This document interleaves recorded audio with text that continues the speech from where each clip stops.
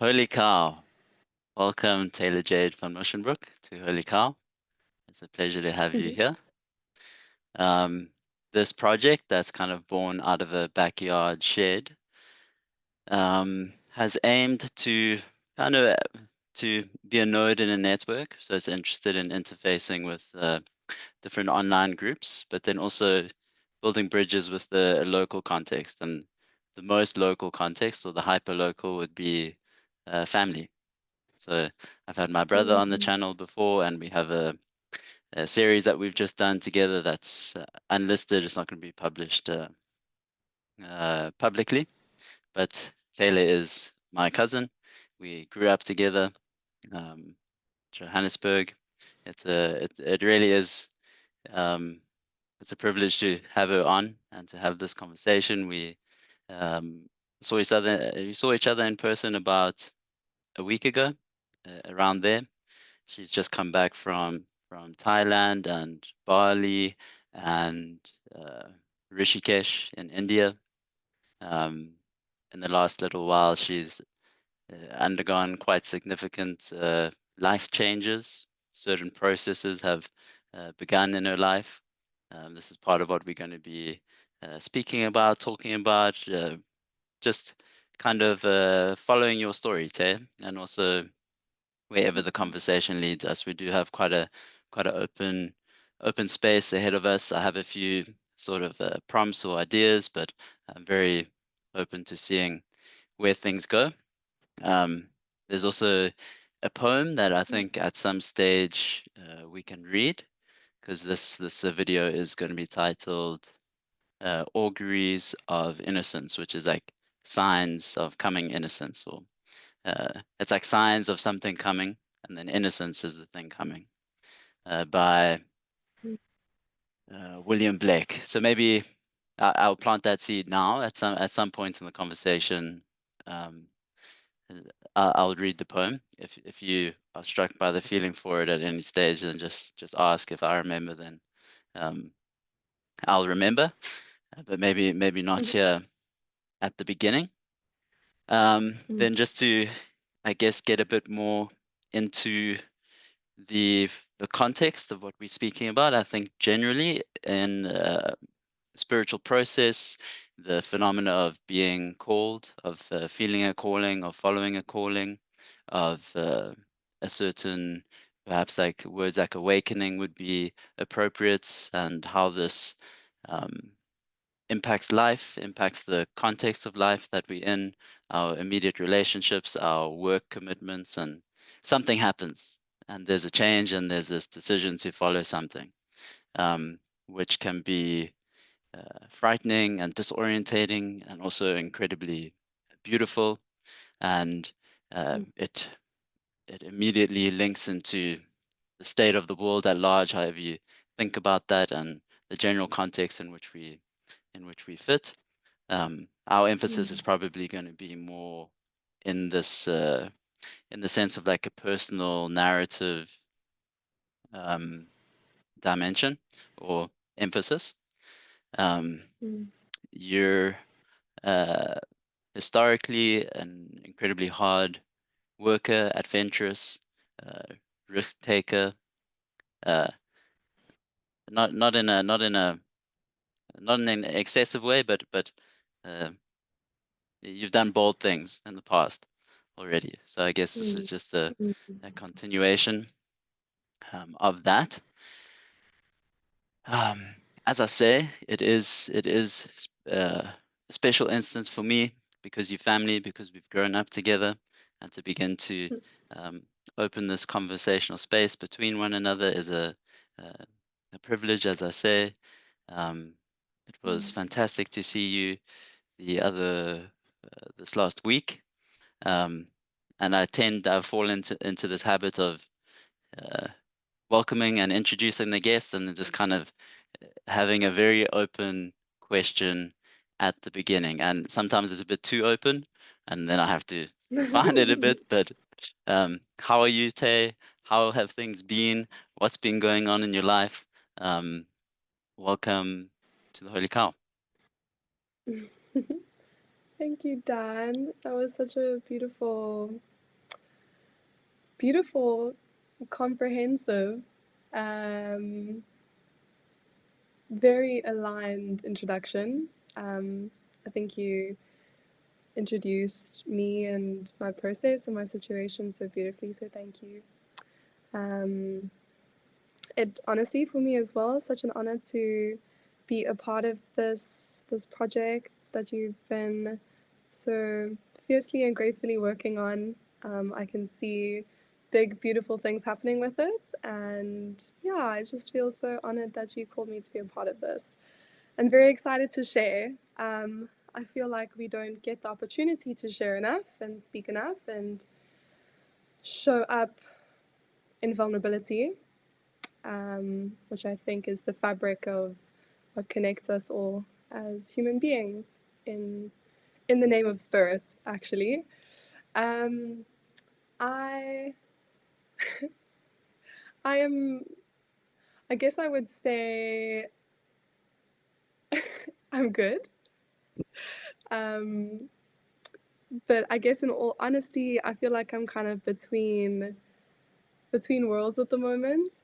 Um, where, as I said, I mean before we hopped on the call, it feels like it's quite interesting because I'm kind of holding a lot of grief and pain and a deep descending process while simultaneously holding a very optimistic, opportunistic, and ascending feeling at the same time. So it's kind of like where my life is at the moment.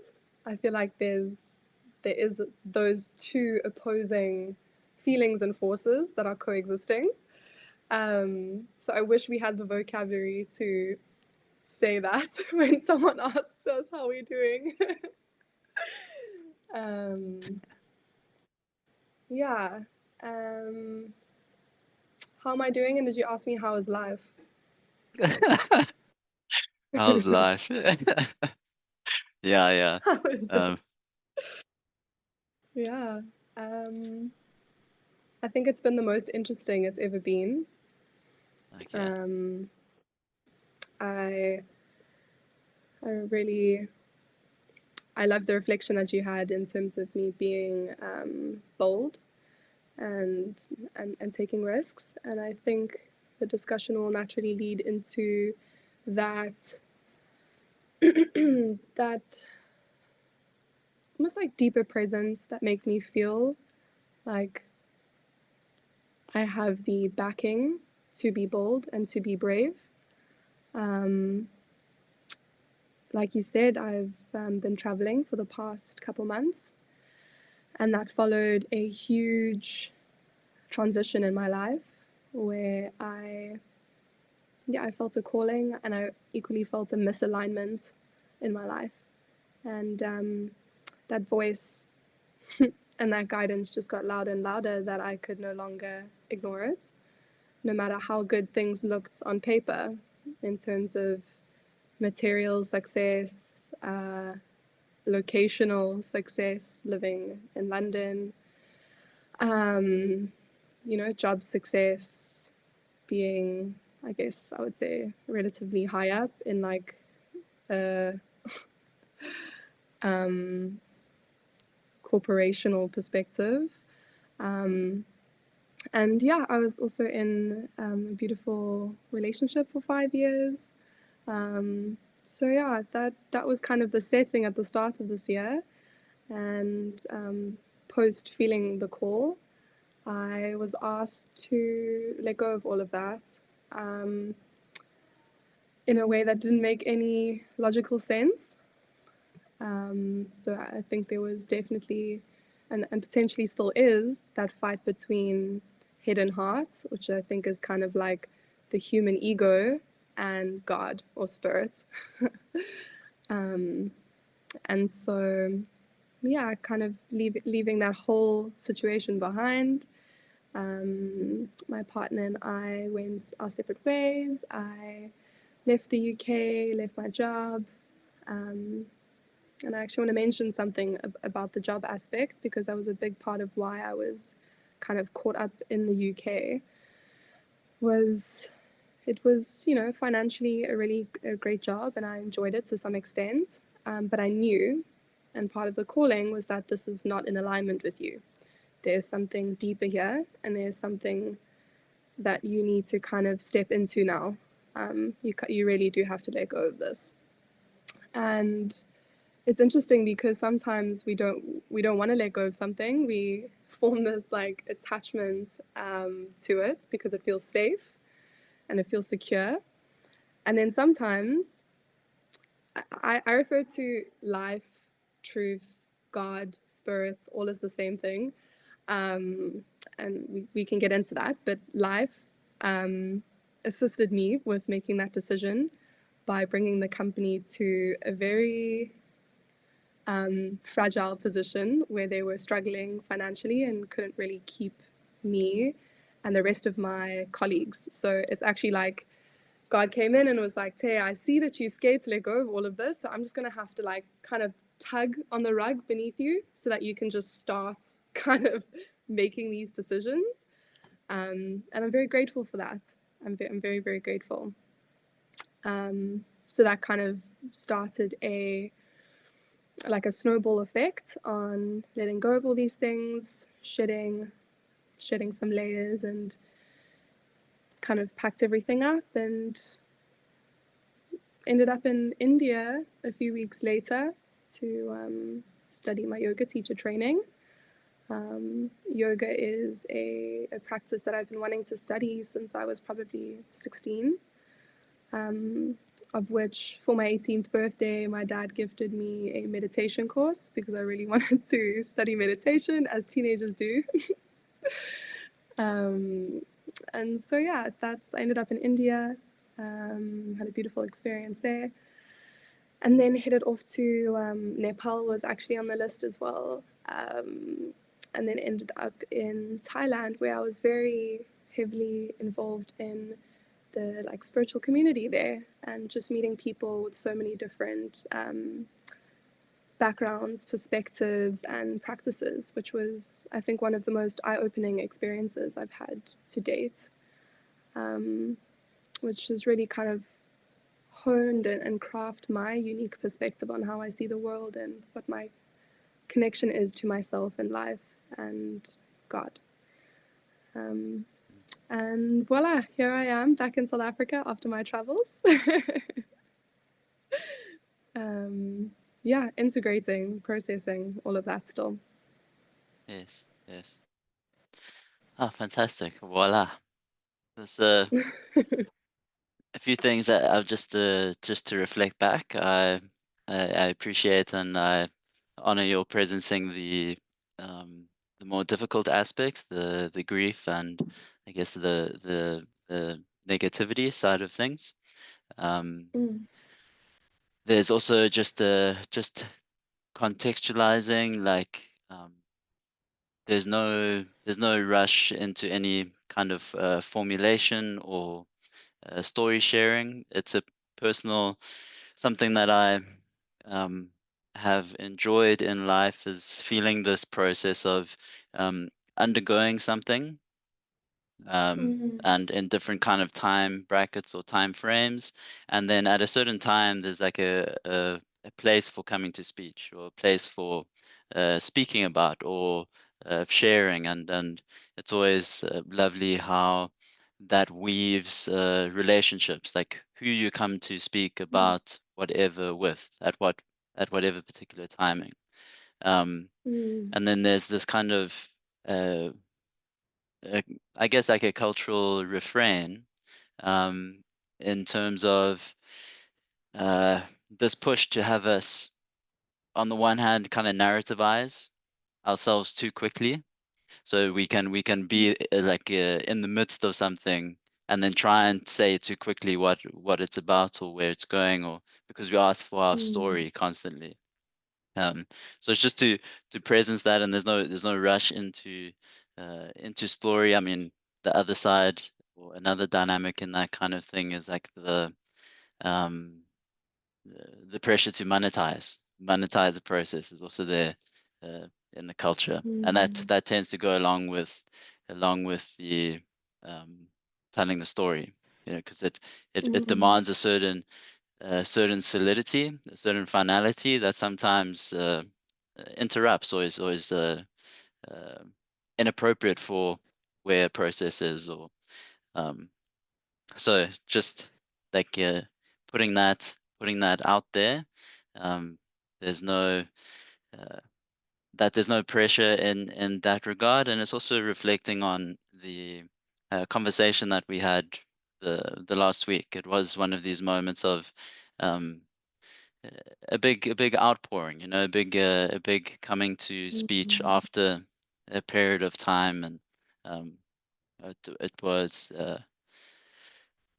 special, as I say, for me, because I have this sense of I often track my life by means of conversations, and when in this very, I guess, wandering, exploratory mode, those conversations thread uh, many people in different places, and there is this feeling of some kind of uh, prior intimacy that is assumed, in which the conversational space unflows. And I know traveling can kind of um, amplify that kind of encounter if you're vibing, um, to to use a language. So part of what was special for me about this last week was that happened, and in a familial context. So it was that familial thing within a familial context, and um, we could have a cup of tea and chat about things. Um, I have a friend, David, who's based down there in Cape Town, and he loves pointing to the root of the word vulnerable as like a um, vulna, or uh, meaning wound, meaning wound in some way. Um, and then he also points to humility, and the word humility being close to the ground, or like the I don't know if it's humus, uh, the the the ground. So this vulnerability, ground, wound, um, just uh, wonderful words, and on the theme of kind of um, vocab. Something that stuck out for me in your story, um, in the conversation from last week, was this. Um, yeah, it's a it's at least an interest. Was this sense of the feedback that you were getting from others at this time of a transition, that Yeah. people were noticing something very different in your presence, something.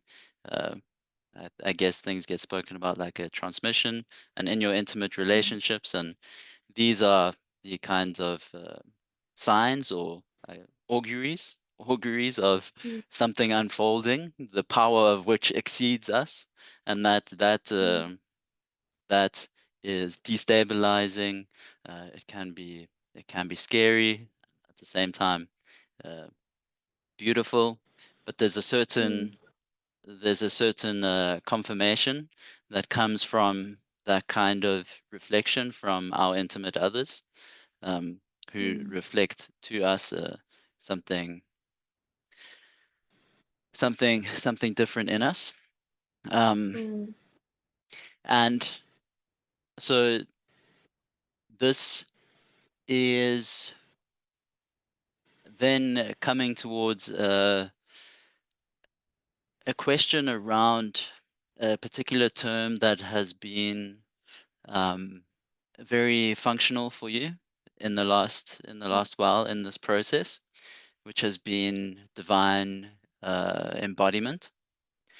And it's felt like this has been a real an anchor and a through line, and um, something that you've held on to, but also something that you've used as a manner of exploring and a way to reflect something that is ongoing for you. So the question, and you can reflect on any and whatever thing that I've said, but the question that I'll leave it with is how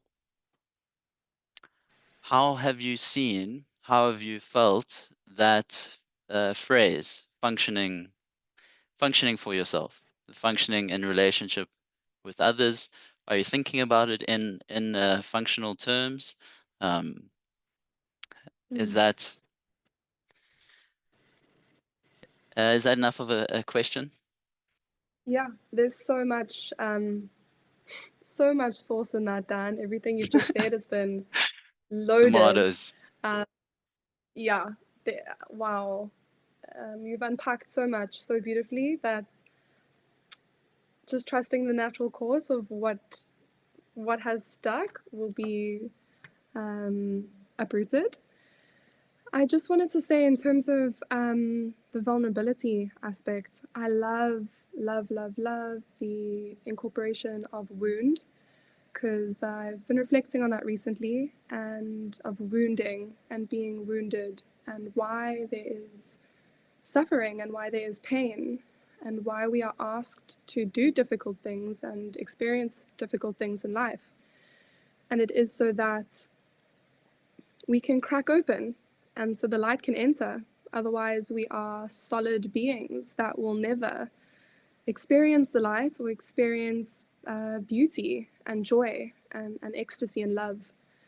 Because, without the wounding, you wouldn't know what it feels to be in wholeness and be in truth and to be held and safe and seen.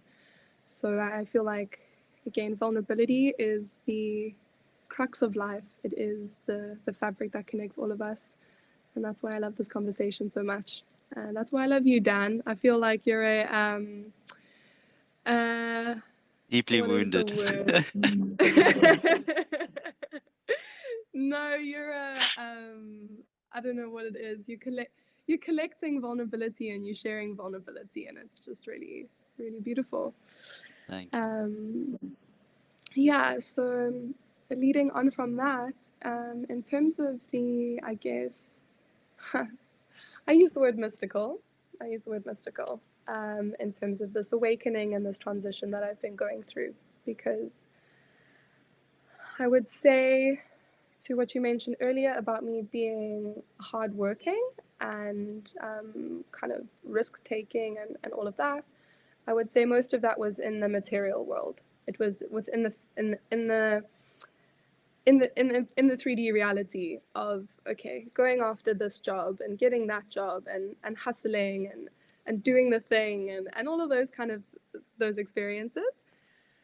And that was all good and well until I started waking up through being cracked open, through pain, through suffering. I would absolutely say that has been my initiation into awakening.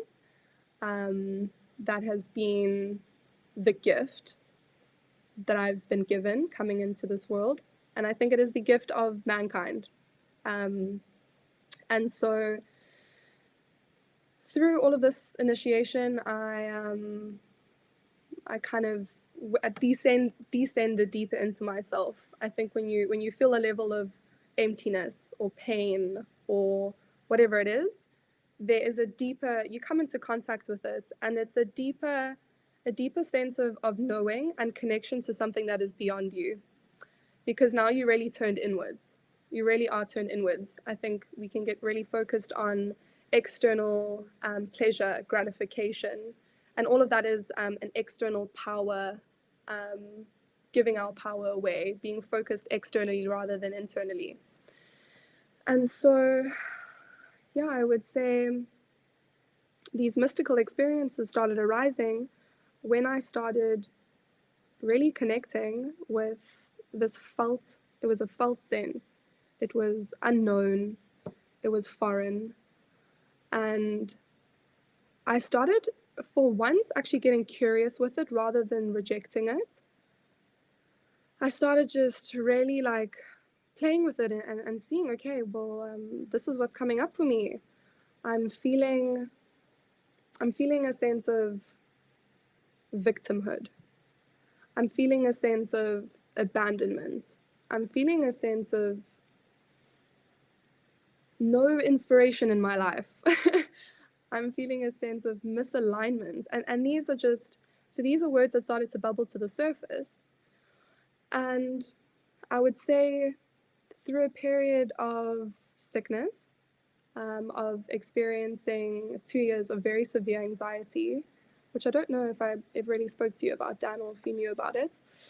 I actually kind of ran away overseas as soon as I could, post-COVID, almost as like an escape of family dynamics and hardship that I was facing on homeland.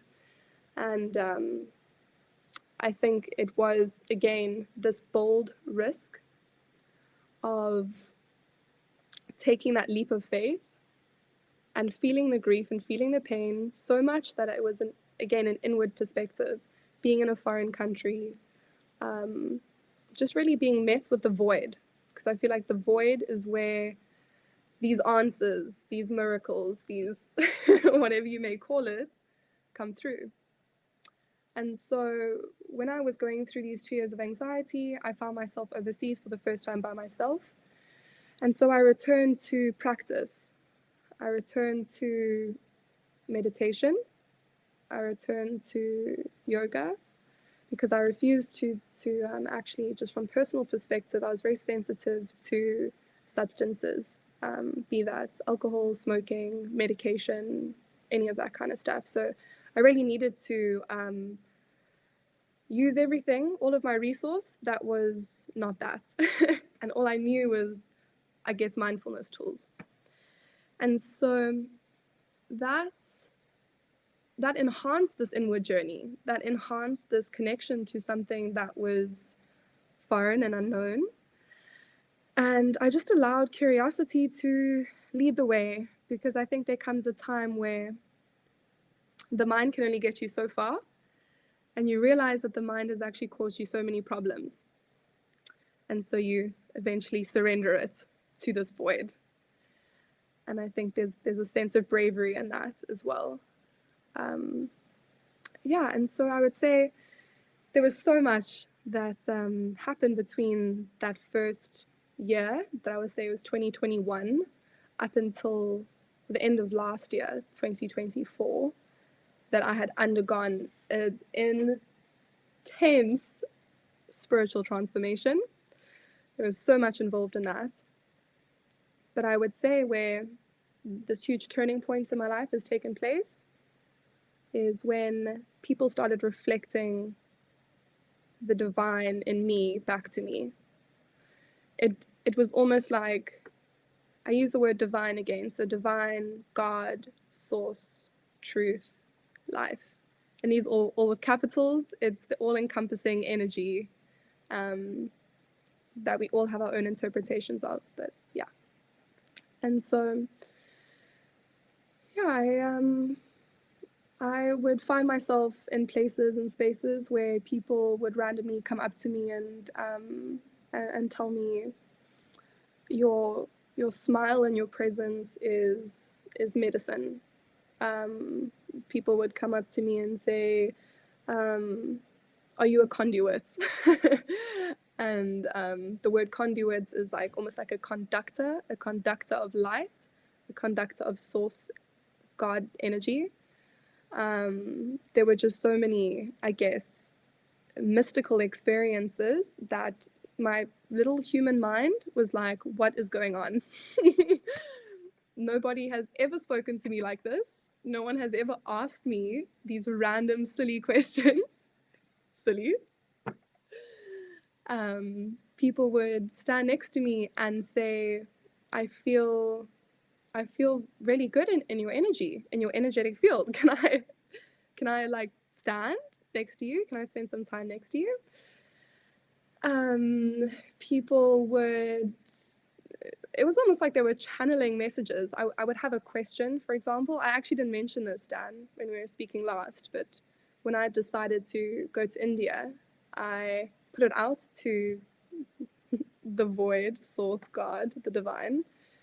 Is this because I practiced communicating with this field. I practiced speaking and being in communication. That's where my my journey had led me. And so I said, is this the right decision for me to make, going to India? Literally 2 seconds later, I walk into like a thrift store, and the first conversation that appears is about this guy whose girlfriend is in Rishikesh and how she's having the best time of her life. And so it's just, I can't make this up. It is mystical, it's magical. I mean, there are countless interactions that I had of signs and synchronicities coming through that really baffled me. The one interaction that really left me, that actually had me at a point where I was like, okay, I'm going to make this decision to change my life, was this woman. We were at a festival, and I know we might think, of course, everyone is on substances and in an altered state of being. But just to clarify, I personally choose to not drink or smoke or any of that kind of stuff. And so the message was received in purity. And in purity, I just mean not under the influence of anything outside of myself. And so this woman kind of tapped me on the shoulder. We're still very good friends to this day. And I turned around and she said, do you know? And just to give you clarity, before this happened, I'd asked for confirmation on my life direction and life purpose. And she turns around and says, do you know that you dancing right now, like being in your pleasure, being in your play, in this feminine energy, is healing not just yourself, but the earth and the people around you. And then I just actually didn't know what to say. I was in so much disbelief. I just looked at her like blankly. And she said to me, yeah, there's this deeper connection kind of like brewing inside of you, this connection to your divine feminine, your embodiment. And it's interesting because I got the transmission, and we'll go into that now, the divine embodiment. To me, it's not a phrase, it's not a process, it's a transmission. And it's something that lives through me. I'm an expression of it. She mentioned this to me, and she said, this divinity and this femininity that you are expressing is your purpose. And she said there's an importance for you to be connecting with your womb as a woman. I was like, this is interesting. I've never heard any of this before. Okay. And she then says to me, but there's something or some things that you need to let go of. And you know what they are. And now I'm in tears because I'm face to face what it felt like God being expressed through a human directly speaking to me. And she saw that I was in tears and I didn't quite know what to say. And just keep in mind, as humans, we aren't used to interactions like this. This is very mystical. It is very abnormal, okay? Okay. And so she left me and she said, I can see I'm overwhelming you. So I'm going to leave now, but just continue just being. Just by you being in your essence, there's so much healing. There's so much purpose rooted in that. And she left me with that. Literally 2 seconds later after she left me, my womb started cramping severely. And I was bent over and I was like, what is going on here? I couldn't dance anymore, so I went to go sit down, and it was almost as like a forced moment of integration of everything that has just been flooded into me. So yeah, I would really say those words were so potent. That interaction left a fingerprint on my being that is everlasting. and that was the catalyst for all of these life changes that I've made recently. And now coming to the Divine Embodiment, this came through to me through a process of being in spiritual inquiry. And just like I said, that had started in 2021 through trying to heal myself from, I guess, like mental illness or anxiety. And it's interesting because the first time during that period that I felt an alleviation of this overwhelm, of this anxiety, was after I listened to a podcast that was about embodying the frequency of love. The frequency of love. And for 3 days, I practiced embodying this frequency. How would I think? How would I walk? How would I feel? How would I speak and interact with others as if I was love? And wow. Wow, it was a beautiful experience, but unfortunately not something I could have maintained longer than 3 days. And so I went through various practices after that of, you know, metta meditation, which is loving kindness meditation, yoga, some somatic practices, etc., etc. I kind of found my balance again, and I feel like the anxiety was, yeah, I wouldn't say not there, but not controlling my life anymore. And we can get into that at another point in time. But I eventually then got really into astrology and human design and all of these systems of trying to understand the self better. So I really went down all the different paths of spiritual inquiry, of trying to discover more about my truth and my purpose and this connection to something bigger than me. But I will admit that I clung to that, and I got very, very obsessed with trying to view my life and understand myself better through using these systems. And whilst I don't disregard them, and I feel like there is so much, there is to an extent so much truth and so much technology involved in those systems that is maybe helpful to some people. To me, it actually kind of led me further away from myself because I was again living through my mind.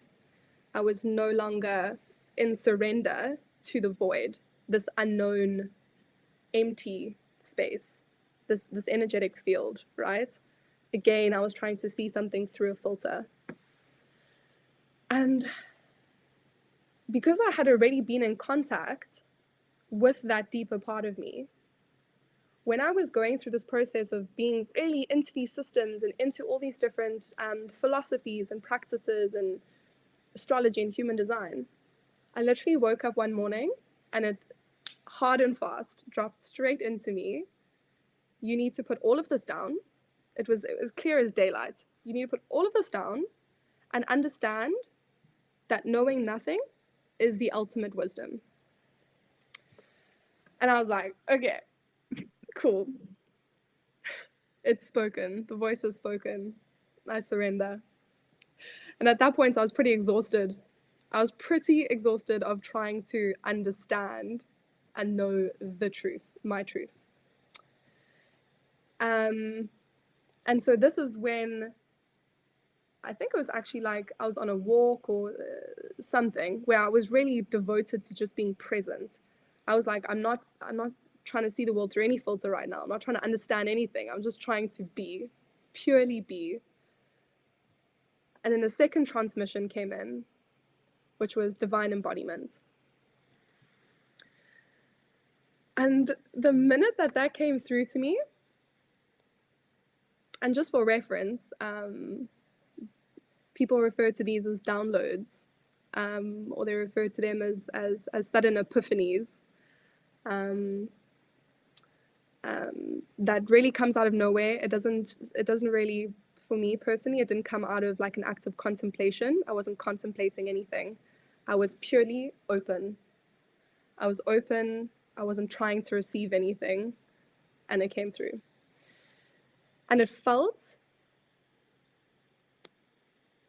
so real for me, in the most unknown, unlogical way. It just felt true. And I sat with this, and I've been sitting with it until today. I'd say it's been about 8 or 9 months since this transmission has come through to me. And it's taken on different shapes and forms. And that's why I say it's living and expressing itself through me. I felt at one point, again, I was trying to cling onto this phrase or this statement. What does it mean? What direction is it taking me in? What is it saying about me by connecting myself to these two words? Questioning again in the mind. And I always come back to, that is the point. The point is, which keeps reminding me, I think that is the purpose of it in my life right now, is a reminder of the fact that we are all the embodiment of the divine. We are divine beings. We are beyond what is on this physical plane. We are beyond the flesh and bones that we all see. That life is becoming increasingly more of a felt experience, an energetic experience, rather than something that is like more dense. And that we are the vessel, the vehicle of light or consciousness or the divine to express itself through us. And how I see this is that all of us are unique. Every single human being is an extremely unique expression of the divine. Yet we are all connected. We are all in truth, despite our differences. And yeah, I think for me currently it's still a North Star, for sure. And it exposes new dimensions and new ideas almost every single day. Awesome. Thank you. Thank you for sharing so freely and openly, and yeah, taking time and care. I think it might be time for the poem. Are you keen? Yes. Yeah. So, auguries. Let me just get my voice. Auguries of Innocence. Okay. William Blake. To see a world in a grain of sand, and a heaven in a wild flower. Hold infinity in the palm of your hand, and eternity in an hour. A robin redbreast in a cage puts all heaven in a rage. A dove house filled with doves and pigeons shudders hell, hell, hell, throw all its regions. A dog starved at his master's gate predicts the ruin of the state. A horse misused upon the road calls to heaven for human blood. Each outcry of the hunted hare a fibre from the brain does tear. A skylark wounded in the wing, a cherubim does cease to sing. The game cock clipped and armed for fight, does the rising sun affright. Every wolf's and lion's howl raises from hell a human soul. He who respects the infant's faith triumphs over hell and death.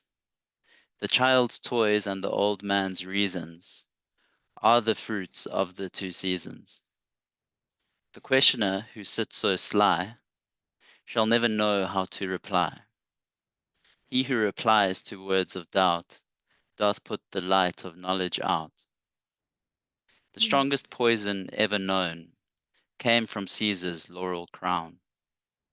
Naught can deform the human race like the armor's iron brace. When the gold and gems adorn the plough, to peaceful arts shall envy bow. A riddle or the cricket's cry is to doubt a fit reply. The emmet's inch and eagle's mile make lame philosophy to smile. He who doubts from what he sees will ne'er believe, do what you please. If the sun and moon should doubt, they would immediately go out. To be in a passion you good may do, but no good if a passion is in you. The whore and the gambler, by the state, licensed, built that nation's fate. The harlot's cry from street to street shall weave of old England's winding sheet. The winner's shout, the loser's curse, dance before dead England's hearse. Every night and every morn, some to misery are born. Every morn and every night, some are born to sweet delight. Some are born to sweet delight, some are born to endless night. We are led to believe a lie when we see not through the eye, which was born in a night to perish in a night, when the soul slept in beams of light. God appears and God is light to those poor souls who dwell in night, but does a human form display to those who dwell in realms of day. Epic. Mm. Dope. Bars, bars. Great bars. That has you like sitting in silence for a good 10 minutes. Wow. Yeah, sheesh, sheesh, sheesh, sheesh. Sure. Um, Mm.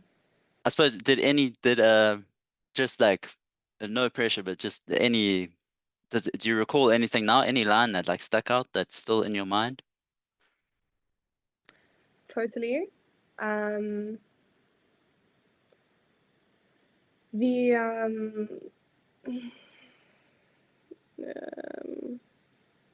about, I mean, I don't know the exact line that you said, but he who doubts puts knowledge out. Um, and Ah, then there was doubt was mentioned. Oh, do you have it there? he who replies to words of doubt. So he who replies to words of doubt doth put the light of knowledge out. Yes. Yes. Okay. That stood out. And about the sun and the moon going out. Yes. Let me see if I can. Um, he who doubts from what he sees will never believe, do what you please. If the sun and Mm. moon should doubt, they would immediately go out. Mm. Okay. the Mm-hmm. So yes. Yeah, these themes, those doubt is a two. big, yeah. No, go for it, go for it. Yes. Well, you absolutely highlighted that. The word doubt. Um, that's the common denominator here. um, and I think tying into personal life experience has been again head versus heart, mind versus spirit, the known versus unknown, Mm, and doubt and fear to me are the two sides to the same coin. I see them yes. as one and the same.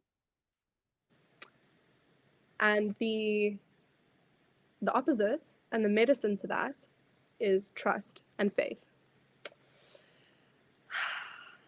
Um, and I think even until today, it's an ongoing process of unwinding and shedding deep, deep layers of doubt Mm. and fear in, I would say, in myself and in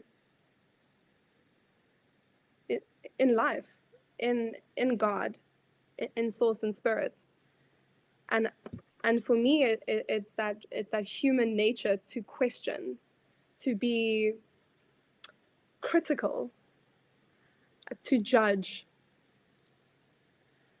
And it's so interesting now because now that I've got had contact and I can feel this divine essence and this connection to something way bigger than me, is I can almost see it from an objective perspective now.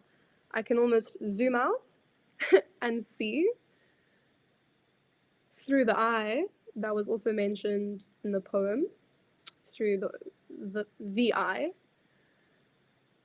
And I almost see the eye as like something that can be seen, I mean, in spiritual context of like the third eye, but also like I, as in I with the capital I, also being God or source or spirit, which is also innate in me. That when I zoom out, I can see this doubt and I can see this fear. And again, I can really, in the good moments, because I struggle with this sometimes, like we all do. We're still human. I can be curious and I can look at it and be like, okay, I see that there's doubts. I see that there's fear, and I can meet that with compassion because now I've got contact with this divine essence that offers this compassion and offers this grace. Grace is a huge driving force in navigating doubt and fear. It strikes a perfect balance of being strong and resilient, but also very soft and gentle. And so I can see where that fear is coming from. I can see the doubts arise. And as best as I can, I decide to choose the opposite. I decide to at least feel out what it means to be more trusting, more open, more faithful. Because doubt, I think there's a quote that says, doubt kills more dreams than something ever will. And I actually shared, maybe I can bring this in if we're speaking about like quotes. I shared something on my story, my Instagram story, that was super powerful, that I think actually like kind of encapsulates what I'm trying to say here.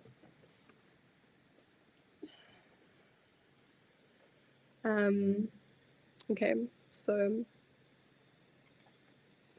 I love writing and I love speaking. I think it's a beautiful way to allow the divine to express itself through us. That's why I love poetry as well, because it's almost illogical to an extent. It's creative and there's lots of open space for interpretation and to connect us to this this divinity. Okay, so it says, hurry kills presence, worry kills peace, doubt kills faith, ego kills love. And now we can read that backwards. Love kills ego, faith kills doubt, peace kills worry, and presence kills hurry. So I think we should hurry on into the next question. I just wanted to say that the no, I'm joking there. So this yeah, I'm gonna respond and reflect back a lot and kind of name things that stuck out for me, and it might land in a question, it might not. We'll see. Beautiful.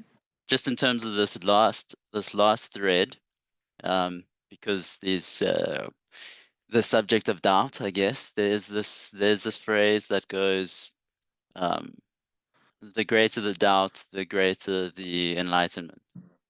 So there's Mm. something about getting one's relationship with the insistence of doubt, or with doubt, because you also get kind of um, religious context that almost shame a posture of doubt, which can be maybe Mm. closer to like a questioning, or if you question what's going on, then there's this aversion, because you are giving voice to doubt, and doubt can ruin whatever is happening between us.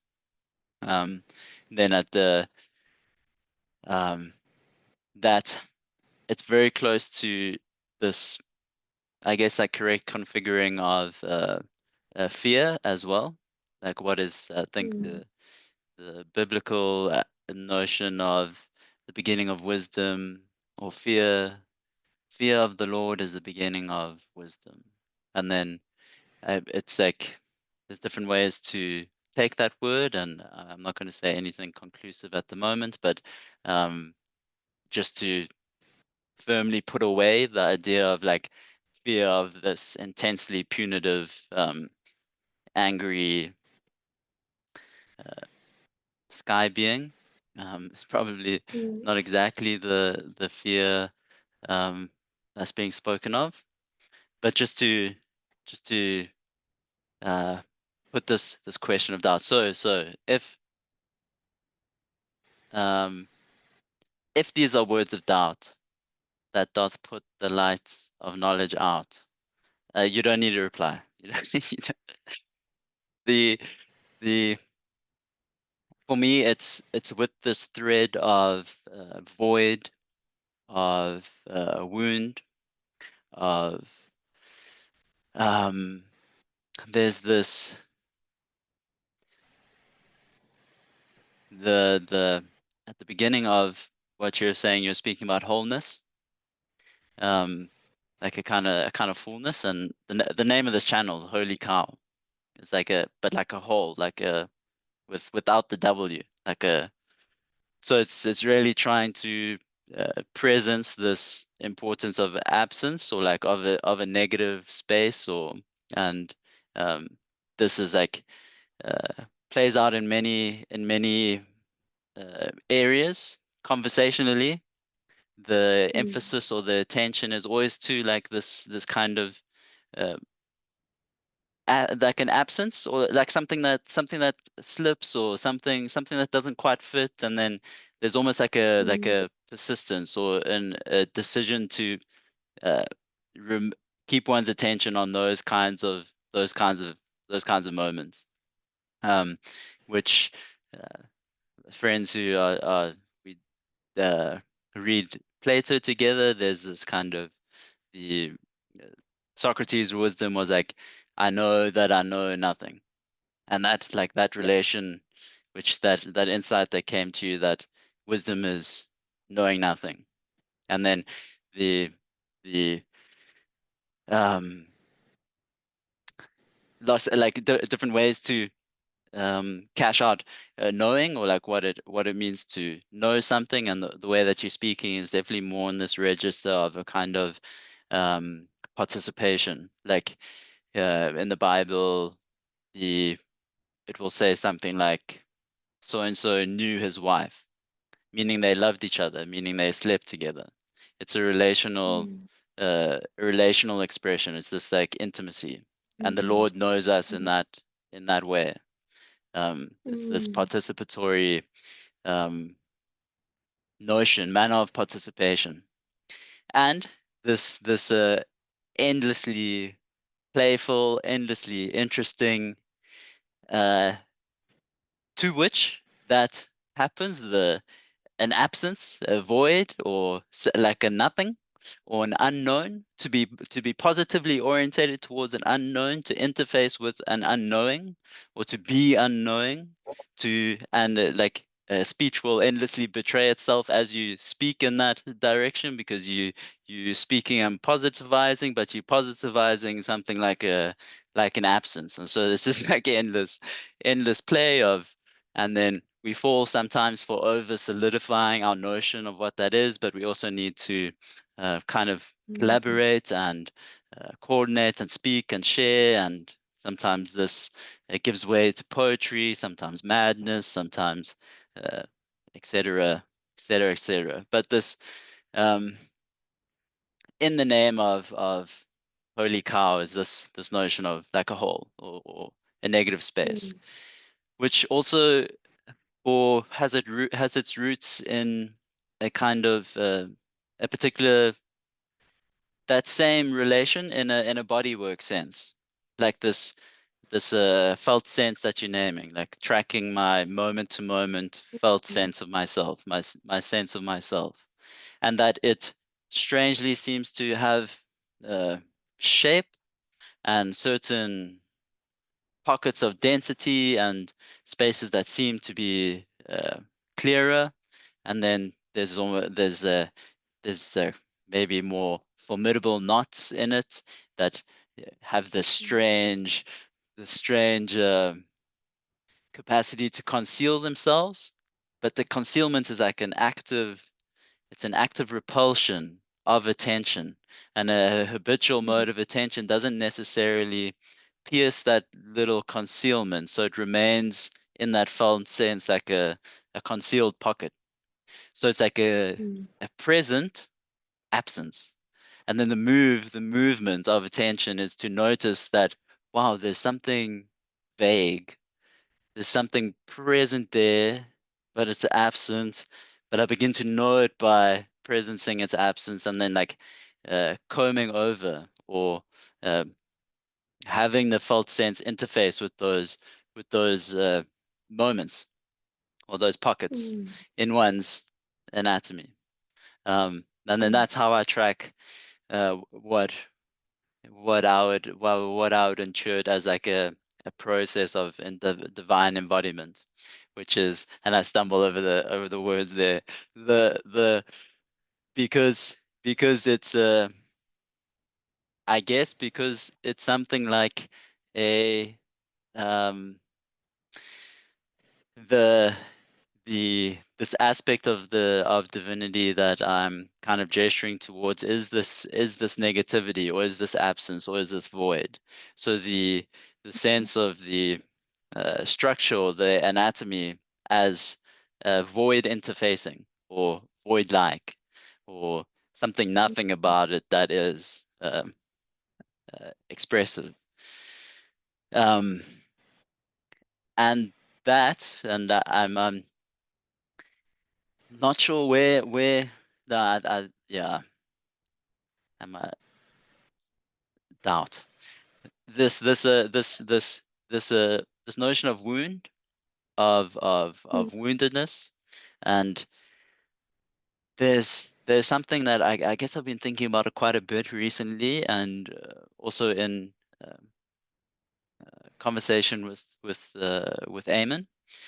It's like how structural or fundamental is this something that's open, like, and wound is a good name for it, like and you're using this language of like cracked, and or cracking open, um and then the way that at least has played out for me is that I've been under this idea of um relating to my woundedness, but with the slight sense that it's going to find a resolution, or that it will be solved, or that it will be fixed, or like the gap will be closed, or so there's some like a coming wholeness, um, which has been precisely unhelpful in in relating to the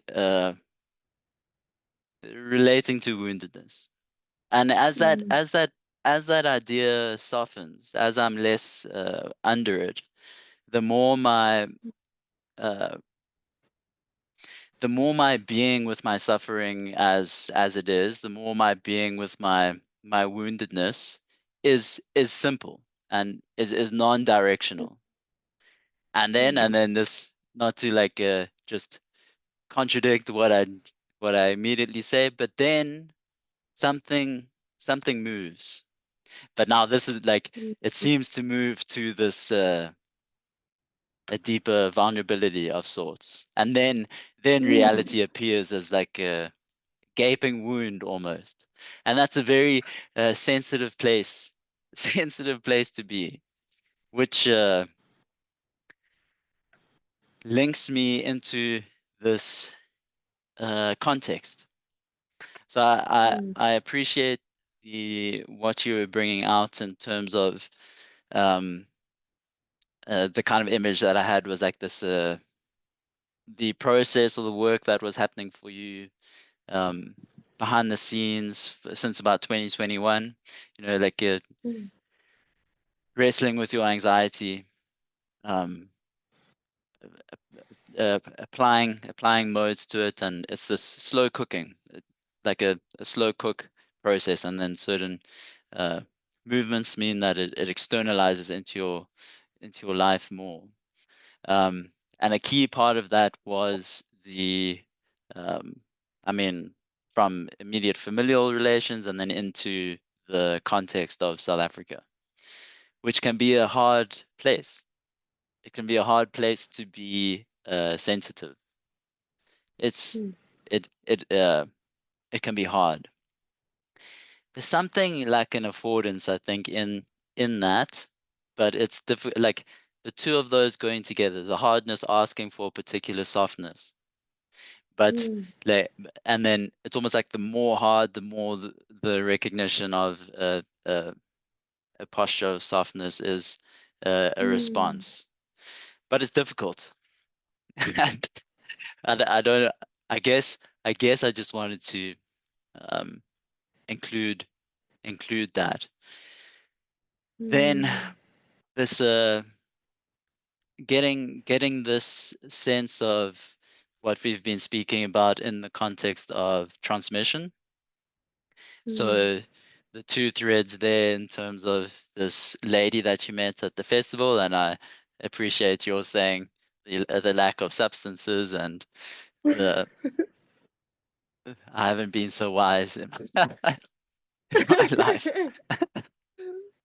It's This just to add a deeper context so that it's yes. it's not like, well, you were on psychedelics, so obviously that's what happened. I just wanted to caveat to make sure No, that it's mystical in the real uninfluenced 3D world. I'm with you. I'm with you. Um, festivals can be these kind of synchronicity amplifying spaces. Um, even just the fact of people together with the joint purpose of celebrating in some way. Maybe we get it wrong quite a bit. Maybe it gets distorted, but the basic premise of coming together uh, to celebrate. Um, tends to be a space that heightens that manner of encounter. It's real fun to be a part of such a thing, and encounters that are abnormal in that sense can happen. So there's this line of transmission from this lady at the festival who recognizes something in you. She says something. Her words are uh, simple, direct, and impactful, and they're responding deeply to this question that you've posed yourself, that you've not only posed yourself, but kind of put in your posture, like the questioning as like questing, like being an open question to a context or yeah. Yes. Oh, yes. You're really touching on it here. Being an open question, being a wound. The so that and I mean that begins to play with our prior assumption of causality, or how things move in the world, like where the origin of something is, or like how is it that what I think's happening privately for me is playing out through other people in a say like material way. Like how are these, Mm. what I thought was a private thought, how's it finding this reflection or finding this immediate response? And such Mm. moments or such intensities um, are they can be crazy making. It can be psychosis inducing, because you can then take this internal sense, this internal map, and it just projects out, and you kind of enclose the world in how you think it's functioning. Now everything that happens becomes a confirmation of your uh, sense of how things are operating, Mm. and it can Mm. uh, lock you, Mm. like enclose you, um, which is another um, the I guess like what for me is again and again um, crucial moments is conversation with others, like a Mm. conversational space, and we can usurp that in our um, in a certain break, but the feedback that we can give each other in terms of how we Mm. how we navigating, the other can surprise us, sometimes in a scary way, sometimes uh, not so nice, but there's this constant mediation happening. So there's a transmission Mm. from this festival with this lady. Um, this I um I don't have a womb, but I can relate roughly. Um, this maybe I'll speak about this later. Like just track the transmission. Yeah. So then the other one comes to you in this moment of openness in the park, which gives Yeah. the phrasing, the the Mm. word and the speech. Um, and for me, in terms of being in contact with you, having seen you recently, like I can definitely sense this uh, field and have to use language like this. And this is why, like the the kind of question around the term, because and it's very interesting for me to hear the kind of threads of this transmission. Um, and Mm. it's something that uh, it's very real. Um, and I guess we uh, need to relate to, or um, yeah, there's a channel on YouTube that I've learned a lot from. I really admire the people who run it, and they have a, a series of conversations, like a playlist um, Mm. that's called Fire from Heaven. It's Mm. the channel is the integral stage. That playlist is just they intend to explore this notion of transmission. So like spiritual communities, and there'll be uh, in our recent history, it's taken this form of like there's one uh, main preceptor, and he gives the transmission, and people feel that transmission, and it's fire, and it's transformative, and um, Mm. this manner of thing. Um, and I mean, you don't have to. Uh, it's fire. It's fire. So I mean, like that should be enough to say, and it's fire from heaven. So it's sometimes people get burnt. How we ultimately kind of think about that or relate to that is um, a, a question that we're never going to resolve in terms of institutional structure, Mm. relational containment. But it is something that we can be proactive in our thoughts about, and that Mm. we kind of constantly uh, are mediating or navigating with one another. Oh, and to come to a close of a yap, the this yeah, so as this I this in this context of transmission, um maybe I'll bring this up later.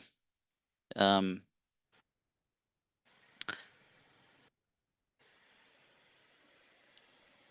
just pointing to a distinction. The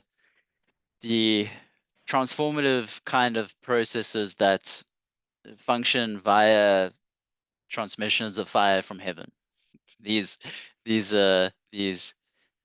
phrases of potency, these people who are potent, who deeply impact us, who these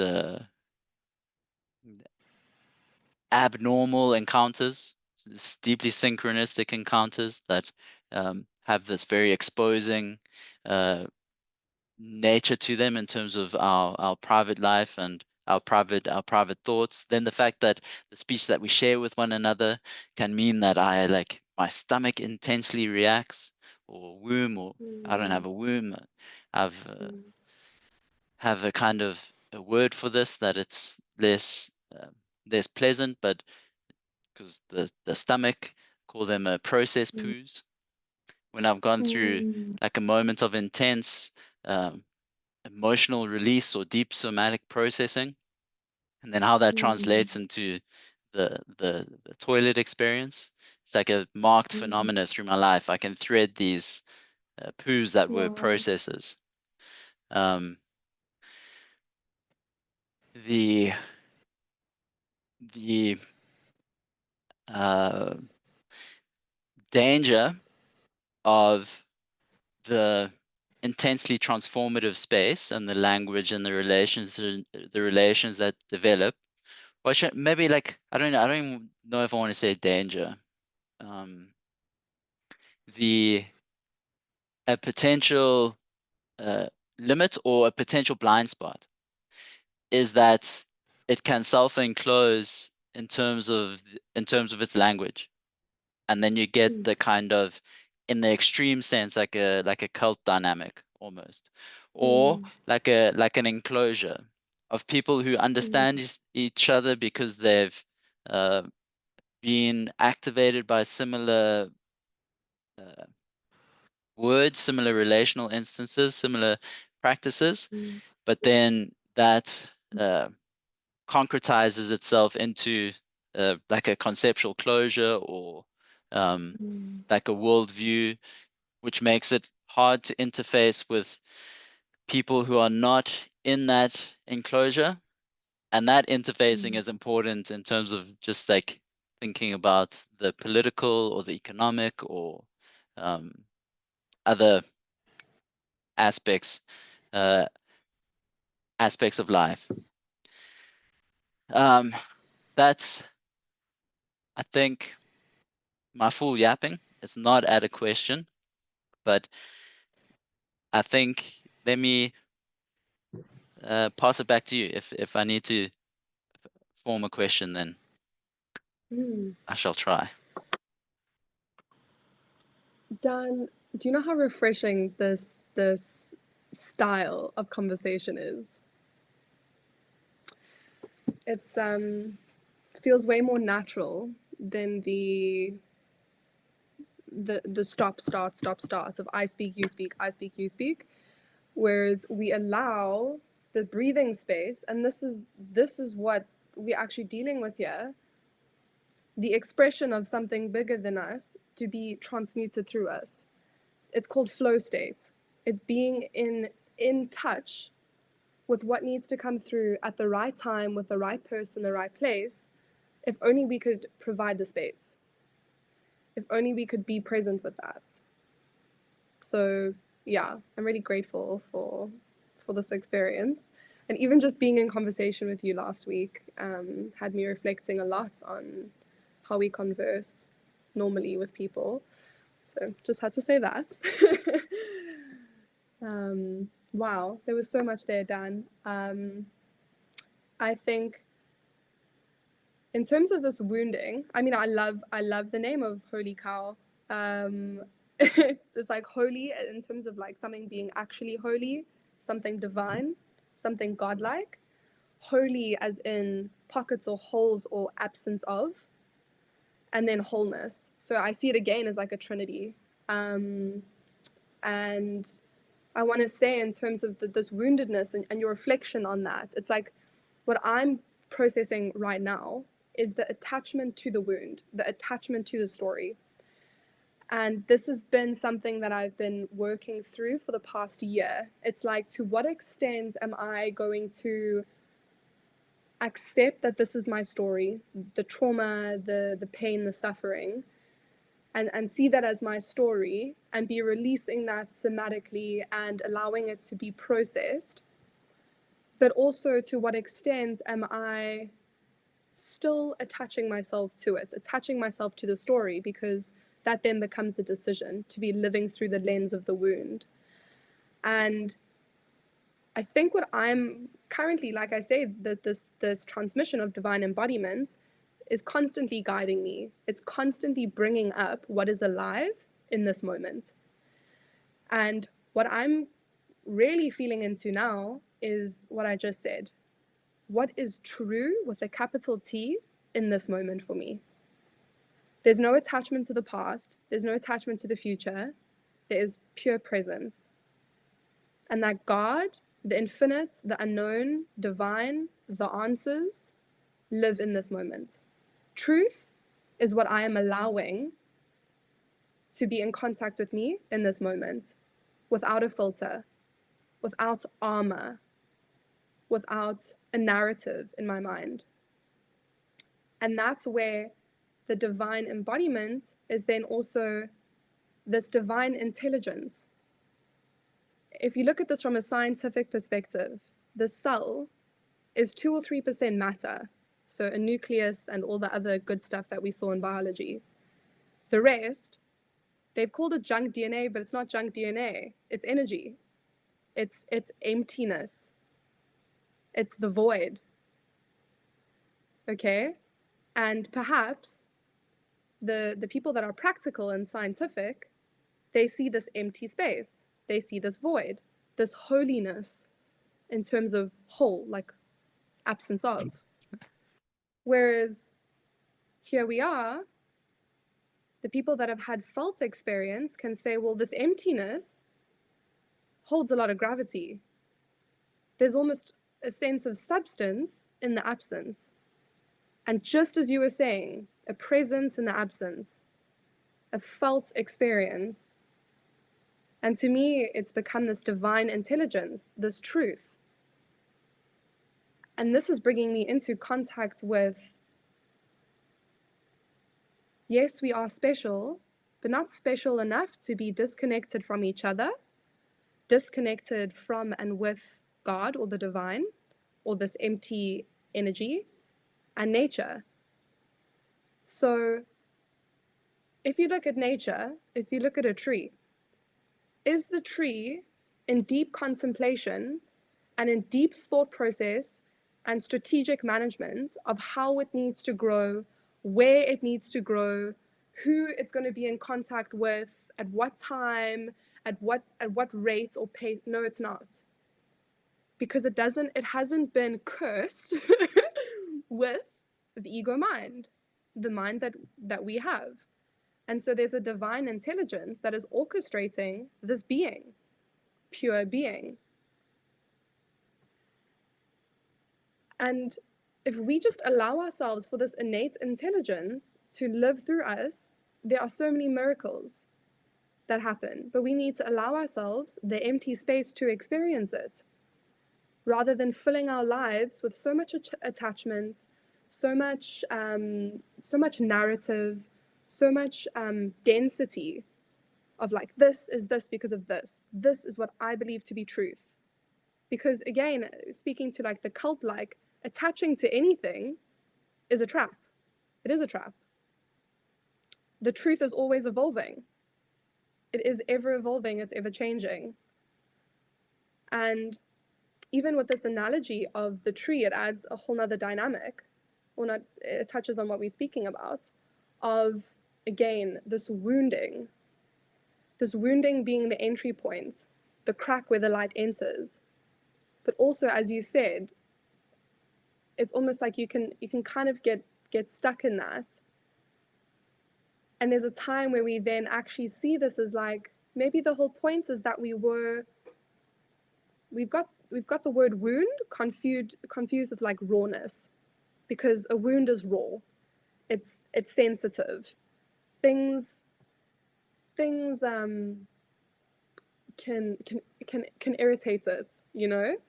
And perhaps we've armored ourselves so much and conditioned ourselves so much as a protection mechanism, which has inevitably cut us off from the divine, cut us off from truth, cut us off from life, from connection, and from vulnerability.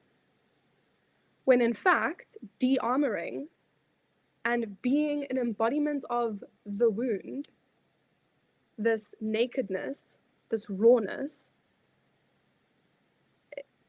we become a vessel to have a felt experience of life. We are now back in touch with life. And so we can let go of the narratives and the suffering and all of that. And this is where I am currently. It's been a back and forth. But I'm asking myself, what is it serving me by constant revisiting of a place of woundedness, rather than just being a living, breathing, raw, open wound that is in full surrender, that is in faith, that is in trust, that is a vessel for the divine. And now going back to the tree, because I kind of want to bring in darkness and lightness here, because I feel like the darkness isn't something that is negative. And similar to wound, it's like wound, darkness, suffering, we all see these as extremely negative analogies. But they are the nourishment and the gift that births all of the beauty that comes out of that, the beauty of life, the connection, okay? And so when you look at a tree, we can see on a surface level, wow, it's like beautiful trunk, these beautiful leaves, these extensive branches. Oh my gosh, it's such a lush, beautiful looking tree. And there's so much credit given to that. But we often forget what's below the surface. And what's below the surface is this dark, dense, but also intensely nourishing soil, where the tree comes from. And that is this dark matter, this emptiness, this void, this unknown. Darkness is what is unseen. It's like when you close your eyes and now I'm in the dark. You know, the internal experience is darkness because we can't see it with our own two eyes, you know? And I think we're starting to realize that there's a different sense of perception now, not just seeing from the inside out, or taking the external world in. And so yeah, those are just some concepts that I've been reflecting on, that I think tie in so nicely with what you said. And yeah, I'm now, I think, in a place of openness, de-armoring. Again, coming back to one of the first words that started this conversation that I think wants to be very present, vulnerability. Vulnerability. And just, it's within that, it's almost like God and truth and this divinity is also full acceptance. It is this acceptance for who you are, what you've been through, what your environment consists of. It's pure acceptance, and acceptance is this allowing. It's again that non-attachment to anything. And what I'm starting to use as my mechanism of discernment of which direction do I go in. I don't want to say what do I believe in, but like where am I being guided? Is how is this being expressed in my body?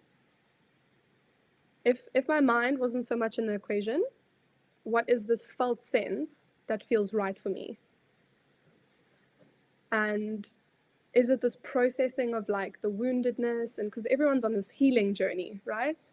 This like we all healing, we all trying to be better people and like self-development and blah blah blah blah blah the whole time. And I think that's why there's and I can understand that's why, you know, people are, there's all these like different cults formed and like people are forming attachments to things, and it's almost like even healing itself becomes a system and a process that you become attached to as like another separate entity. And then that brings us back to, wait, aren't we just whole? Weren't we born whole? Like we are forever in wholeness. It's more so a remembering that we are whole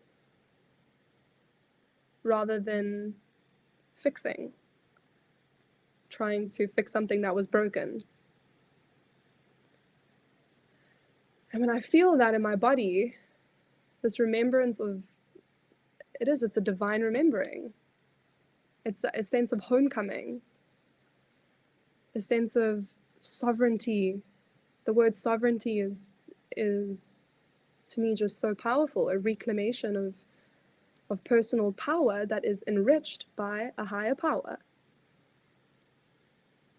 that nothing or no one can take away from you.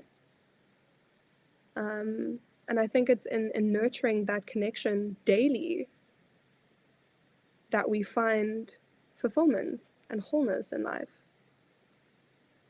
And so yeah, I find that to be my current process. But I will say there's so much resistance that I process with that.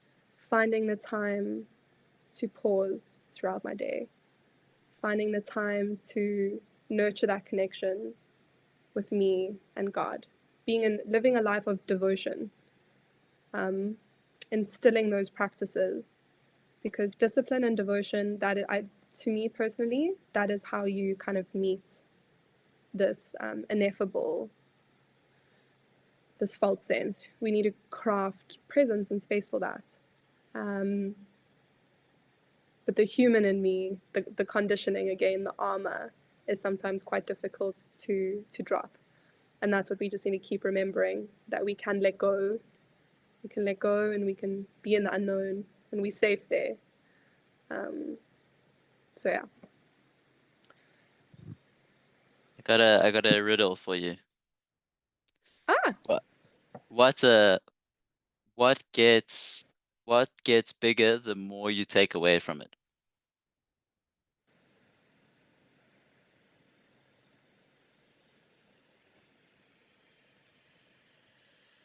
I know the answer. I'm just trying to find the word for it. What word I use?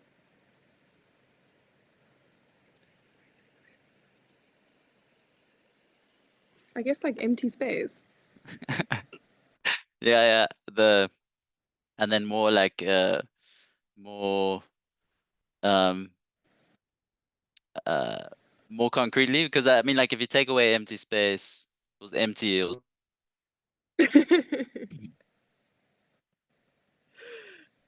Hmm.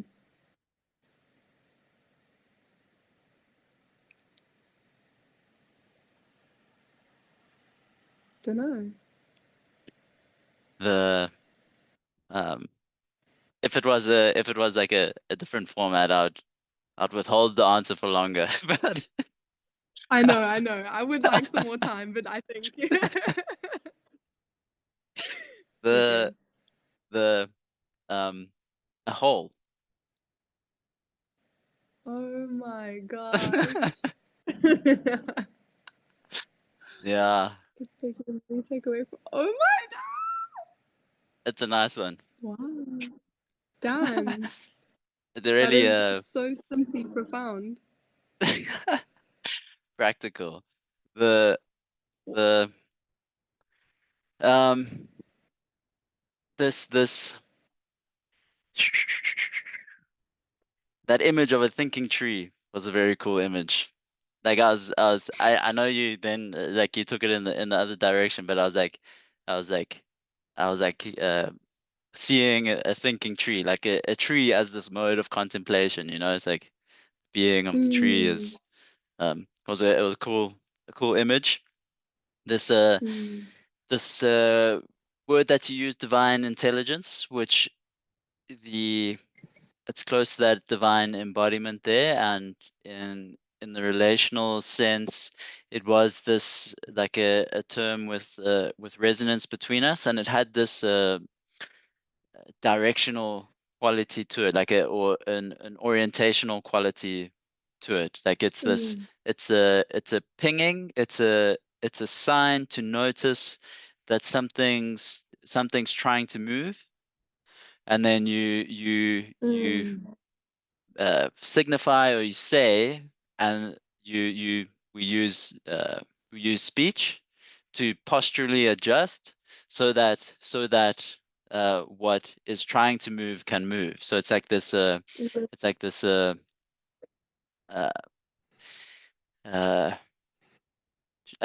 shooting. I don't know if shoot like um like yeah these adjustments that come in speech, and when you're understanding the like signifier or the term in that way, in this like functional way, like it has this function, it's being subordinated to like a process or to transformation. So then it's a mhm, yeah, it's being used as a functional term um, mhm, to liberate different flows of interaction, of mm, body flows, and the speech that we share with one another can have the same kind of meandering quality, and it also um, we can do many things when we're talking to one another, and like one of them is attend to what's unfolding uh, between us, and we kind of mutually follow that, and mm,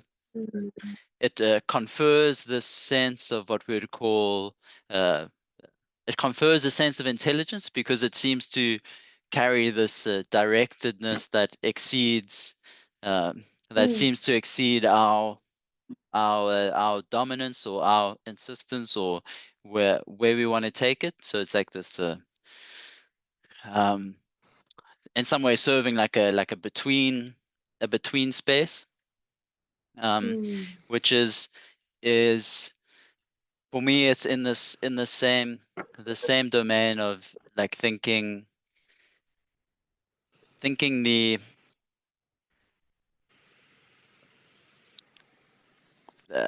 transformational mode, and it's yeah, thinking transformation as a mode, and then thinking um what would be its alternative, like an expository or an explanational, or it's like different functions to speech or relatedness mm, or relating. mhm, So mm, like the image of the soil that you gave, that rich, dark um, context, and then immediately associating that with one's felt sense, or you might say like a sense immediacy, that mm, there's a certain richness there, or potential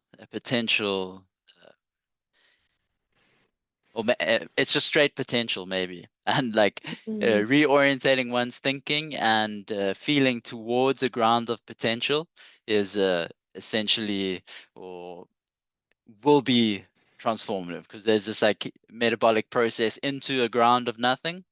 You like a releasing and then into a holding a space of um, potency, and that can give rise to um, and then like a speech is also this process in which we inform one another, like mm, we and whatever is planted, it bears its fruit, and the very speech that we come to is a product of what we have taken in or inherited, and um, mm, wada, yada yada yada. And mm, the I think the thing that I uh, two things. Oh, like everybody's healing, or this notion that you brought up. Like I've heard this phrase, healing from healing. Like mm. healing from the healing emphasis, or um there's also some kind of like there's some kind of there's some stuff in this area around like noticing certain market dynamics, as like market dynamics play into different Mm, uh, v- social personal fields, and there's a certain incentive in terms of making someone a repeated buyer, or like a someone who returns. And mm, this notion of mm, the notion of like some end state, some finally healed mhm, position can be a mm, hook that gets used to mm, like um, draw in and perpetuate. And there's these also uh, there's this Irish dude, Peter Rawlins, and he does work in what he calls the Church of Contradiction, and mm, he a lot of what he does is um, against the culture of certainty and satisfaction. He's like, everyone's trying to sell you certainty, everyone's trying to sell you satisfaction. He's like, I'm not going mm. to satisfy you, and I don't know. That's a Oof, those words, I don't know. I don't know. Yeah, because there's a certain a temptation, and as well as like an asking from others, that you occupy this position of knowing, or of like a Mm, certainty, that you've mastered mm, something, that you've mastered life, that you've like got on top of it, that you've sorted it out, that you know the secret codes, you know how to get out of the matrix, you can like wada, and then we can like fall for that role, really, where often mm. what engenders real relation is the kind of vulnerability where it's like, okay, well, listen, like this is where I'm at. Not sure about that. And actually, like I really feel like all this yuckiness. And it's like, um, Totally. but then there is That. this this potency, like there there are Mm, real energetic flows. There is fire from heaven. Like so we got mm, to, I don't know, mm. we had doing something. This the last point I wanted to ping on there was because I think about it um a lot, and it plays out in my relations like this, as I think it would with everyone. This notion of an enemy, or like an enemy other, having Mhm, the enemy who is another. So mm, um mm, it's I mean, something that I'm thinking about at the moment, and mm, it has roots, but the general frame is like noticing these societal containers, these worldview enclosures that mm, are operating with a transformative fire, and so like mm, contact with such membranes is deeply transformative.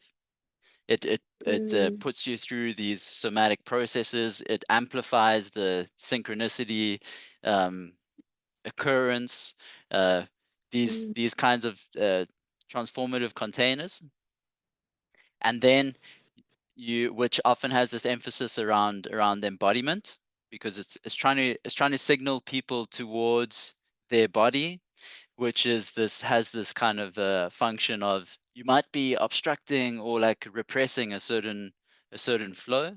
So we in this space want to gesture to the um, liberation of that flow more easily in you, which is transformative. I mean, it can make you cripple over at your gut. It can, maybe like phlegm is involved, and it's like yucky sometimes, the awakening, crying, um, Wow.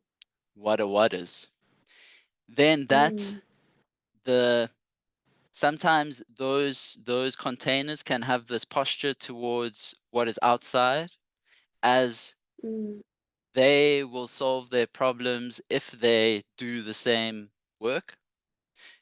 And then it's like this requirement that the other goes through the uh, embodiment process. And for me, this comes into like because I think essentially what's being mediated there is uh, desire. Civilizationally, we've had the container of marriage, like a lifelong contained relationship, is this relationship in which you both mediate your desire for one another, and you mature, and then etc. Then there's the kind of renunciate, or someone who begins to undergo an internal process that is analogous to marriage. And that, as you say, is like this devotion, this discipline, this um, so there's this kind of sphere of transformational emphasis that emphasizes body. And then there's context of Felicity's there. Says hello. Hello. Oh, she can't hear me. He's gone, but I'll pass it on. And Okay. then there's um the other, something like the uh how that interfaces with other spheres of society, really. So how we do our politics, how we do our economics, like the reason why these wars perpetuate, etc., etc., and like the interfacing of these two is very important. In my practical life, in my immediate relations, I see this playing out the between Christians and I'll just say spiritual people. The spiritual people Yeah. can have this emphasis on the embodied process, which can give the spiritual practice a certain potency, especially in terms of the, say, energetic system. Then the Christian side has I guess, the more um, religious group level dynamic. Both could like deeply enrich the other, but they are like, it's like oil and water. Um, something that uh, and it's not like it's not a strict mapping, but something that the Christian side can take seriously is the notion of enemy, or an enemy. And I mean, it's expressed as well in the spiritual side, in terms of like um, uh, like the way you're configuring the ego, in a sense, like this oppositional force that is, well, opposing a certain motion, or a certain development, or a certain evolution. The What's been this like uh, process for me within the Christian identity has been um, around this, like, how is the idea of enemy functioning here? And the um you'll hear sometimes people saying that, like, the enemy's first trick, or the enemy's first trick, is to make you believe he doesn't exist. Just like it gets said often, just in a religious space.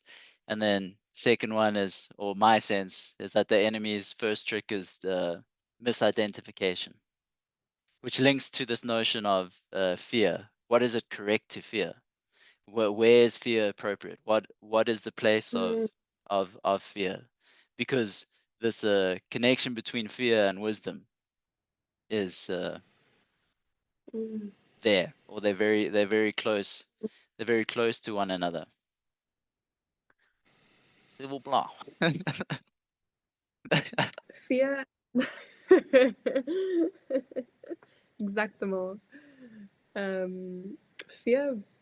Just on what you're saying there, quickly. Quickly, slowly. Fear births wisdom. Like fear is comes. I mean, wisdom comes from fear. Totally. That's all I fear have to say on that. fear burps wisdom. I know you said Yes, births, but burps. Burps is but I this like. I like. Yeah. the um so I think the mostly like mostly reflecting and then kind of pinging the what stuck out to me most, and it also sticks out to me because it's often what I'm uh engaging with. And I don't like I don't there's not many things for me that I think are um, as important to think as the way enemy is functioning in our mind, and Mm-hmm. how we are making an enemy of some other. And this conversation is helping me realize that, like, in the more spiritual expression, which has this more private practice emphasis, um, the enemy can be or the notion of enemy can be kind of obfuscated or concealed a bit. um, then sometimes in the more religious expression, which is something less private but public. Again, the notion of enemy, perhaps now it's like more shared in speech, but that doesn't mean it's free from the kind of inversions and concealments that are its ironic or paradoxical mode of functioning. And it's like it's difficult because it's important to take the notion of opposition seriously, um, to not be say like naive about evil in the world, or etc. Mm, And in my experience, it's even been a functional. It's been a necessary source of tension that has meant a certain development has been undergone. So the um, a church elder was really not happy with me going to uh, a meditation retreat place. So we had these conversations, and he was kind of assessing my motivation, um, and I was taking all of it. I wasn't coming with the predecided notion that I'm right. I'm trying to follow a sense of directedness, trying to be true to myself and how I feel directed, but like allowing myself to be uh, corrected or adjusted.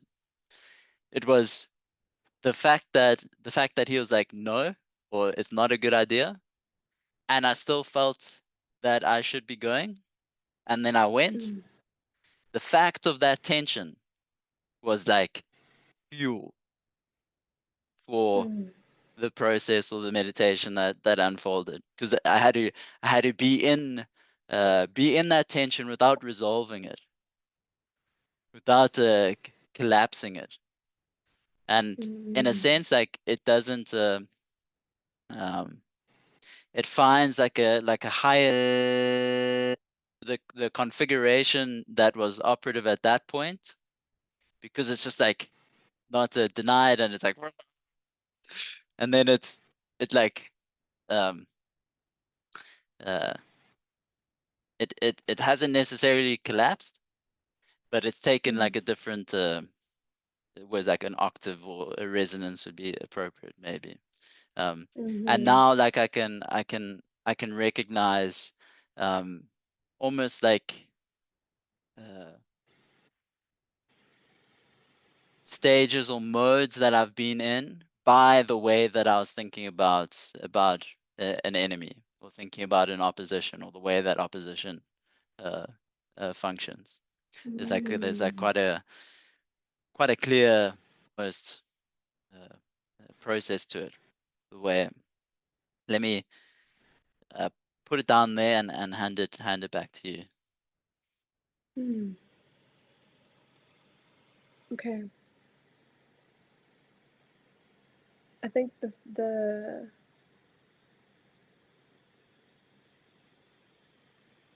what really wants to come to light and be illuminated is the notion of, okay, this is just what came through to me immediately when you brought up enemy. What is the enemy? Immediately, a transmission popped through, and it was the unconscious. And whilst you've been speaking, that you've been adding so much substance to this transmission, and I've been like just kind of co-creating with you here on the other end of, okay, what does this mean? How does it reflect deeper here?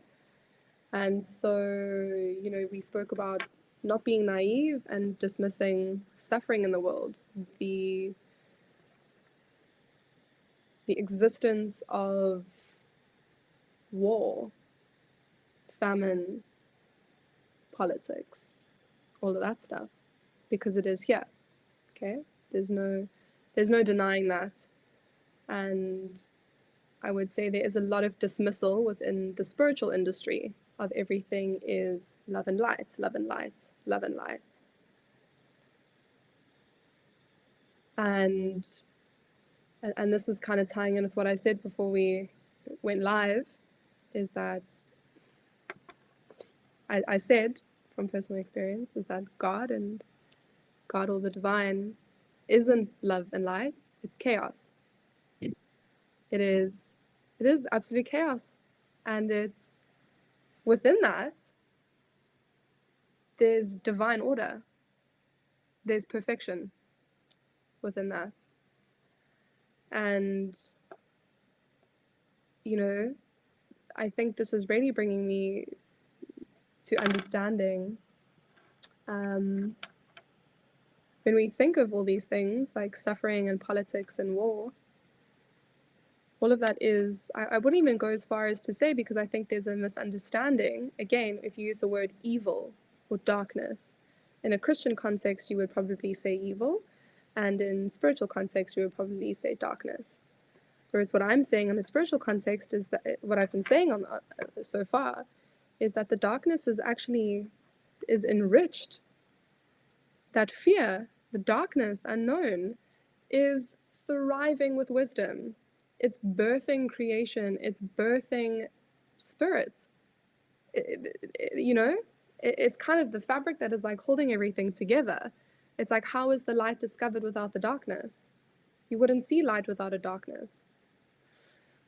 And so I would remove darkness from the equation, thinking about what is the enemy.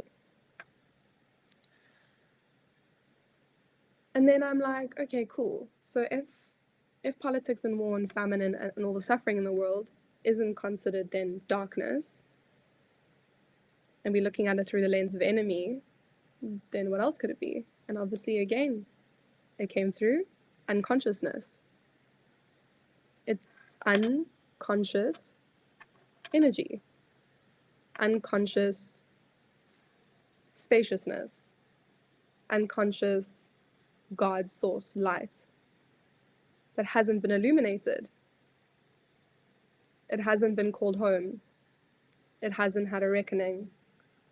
It hasn't come to truth. And so what is super clear for me from a personal expression is that is that the enemy is unconsciousness. And that's where we get locked into the duality of things, right? The right versus wrong, you versus me, the separation, Christian versus spiritual, practice, this practice versus this practice, the duality. And if we think of it, I think that is essentially conscious versus unconscious. And those, again, I love the analogy, two sides to the same coin, conscious and unconscious. It's the same coin, just the one side is in an unconscious state and the other is illuminated in a conscious state. And this is something that I've been working with in terms of transmuting and working with internal suffering and pain and woundedness, is that illumination of it, the surrendering to it, bringing it to light. Because when something is brought into light, it is no longer in the shadows. It is no longer unconscious, running unconscious programs, an unconscious agenda. And I think that's what I see is happening in the world, this level of unconsciousness. It's a disconnection. Unconsciousness is a disconnect from conscience. And conscience is this light source God energy. And so they aren't operating within that realm. They're operating from complete disconnection to self, to God, to this empty space that we're speaking about. So the enemy is completely unconscious. And so in what you've just moved through in terms of, kind of almost being denied or not really given the permission slip or approval to partake in meditation because it doesn't quite fit the expectations or kind of structure of perhaps the church or Christianity in a wider context, according to the specific person. Again, there's a level of unconsciousness, of understanding what meditation is about.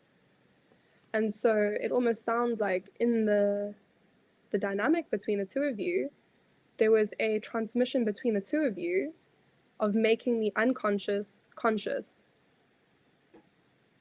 Why is it bad or why is it suggested that I don't do this? And then there's an expression that comes through. Something is brought to light. That then sparks something in you that brings something to light on your end. And then this is where we become almost these like divine mirrors for each other. And the mirror concept is definitely something that is like very, very much a thing within like the spiritual community. But I think it's something that is just really, really beautiful to get a deeper understanding of things like this. That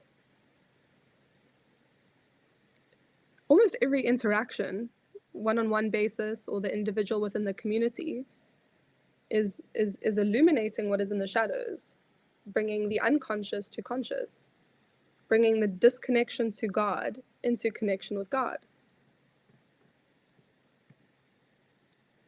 Yeah. This bringing in the word unconscious is great. The Cadell Last from the Philosophy Portal is this online platform. He often makes the reminder like taking responsibility for one's unconscious, which is like this strange. It's the strange thing because you can't do it before the fact. Like the unconscious makes itself known in process or like via a slip, via it like via like through the way that you've already treated someone. Like something's already happened, and then you have to Yes. take responsibility for the kind of maxim, or the idea is you take responsibility for that.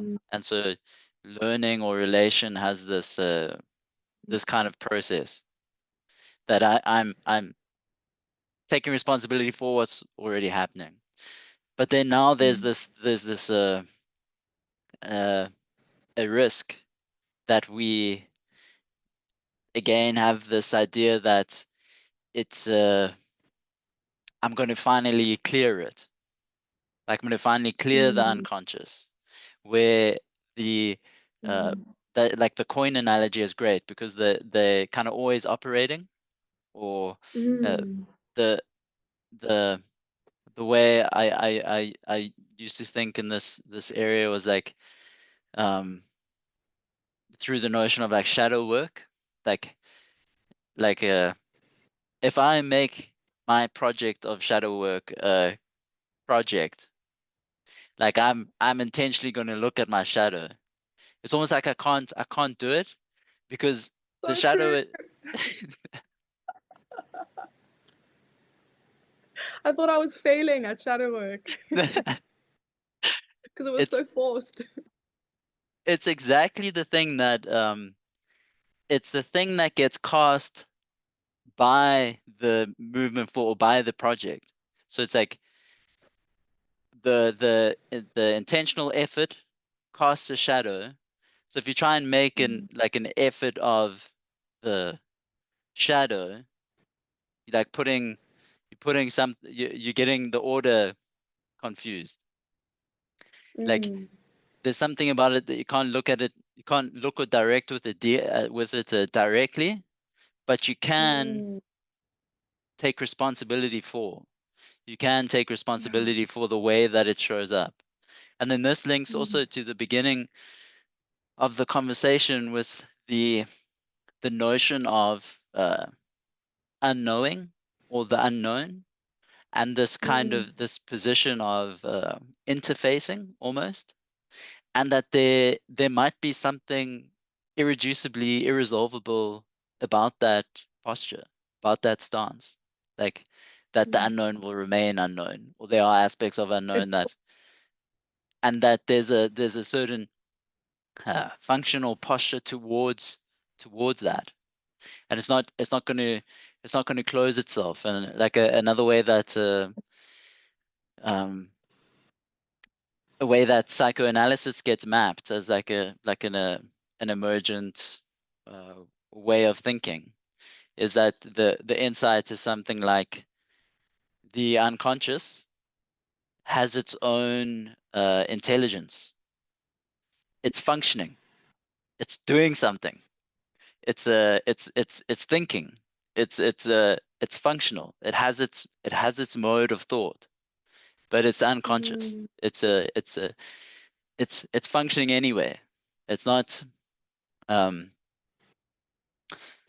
uh immediate, like, and it's true to the way to the language that we've been using in the conversation, like this notion of tracking an intelligence, almost like something that wants to move, something that is trying to find a way, and then using language to kind of gesture towards or to adjust so that something can move. And the fact that something then finds a certain direction or a certain orientability uh, betrays the sense, or gives the sense that it's functioning um, with some kind of intelligence.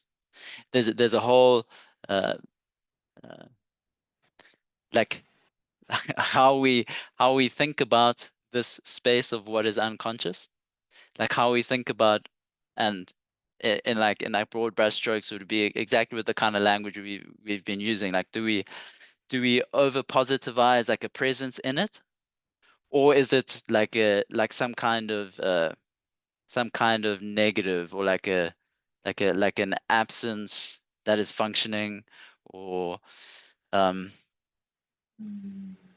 this but that all that stuff, uh putting it down, this there was something that you said about um the like the expression of war and associating the at that political um nation state level, like certain flows or productive flows or energetic flows, and uh, something something like uh, there was something that stood out about that I think is precisely in this domain of like the potential relevance of um, the I think the kinds of body work that we're gesturing to generally, that Mm. there are these, what I'm saying terribly is that the aggressive and sexual drives of us, of people, it's important to Mm. mediate that kind of thing, because uh, that energy gets used or expressed in one way or another. And civilization has like uh, marriage and stuff for this manner of thing, or different processes, but we're in a um, new unfolding historical moment that requires that we think about how we do all of this. Um, and Mm. even the attempt to implicate ourselves in our enactment and in our thought with these kinds of dynamics, I think, is itself helpful.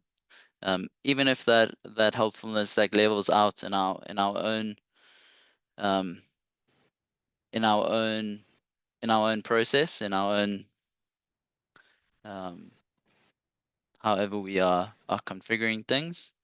And I think I'm coming now to a point of real absence in my speech. I don't know what to say. Beautiful. I don't know. um, I really wanted to. That's what came through to me when the first question when we first went live was, "How are you?" And I said, "I guess I would say I'm good, but the reality is I don't know. I don't know. It's a felt experience. Sometimes there are no words for it, um,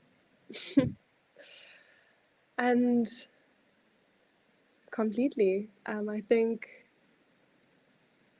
you touched on something there, and I'm not sure if you want to open up a whole nother kind of tab on that. You can just let me know how you're feeling. But it was in terms of it's two words that stuck out there that were very supercharged, was the aggression and sexual. Yes. And yeah, I just wonder kind of what kind of brought those two words in particular up for you. Okay, that's a lovely thread, because you brought in the unconscious, or there was that insight, the enemy is unconscious. And then for Mm-hmm. me, the associations that come with unconscious would be the sexual and aggressive. Uh, Mm-hmm. like um Freud,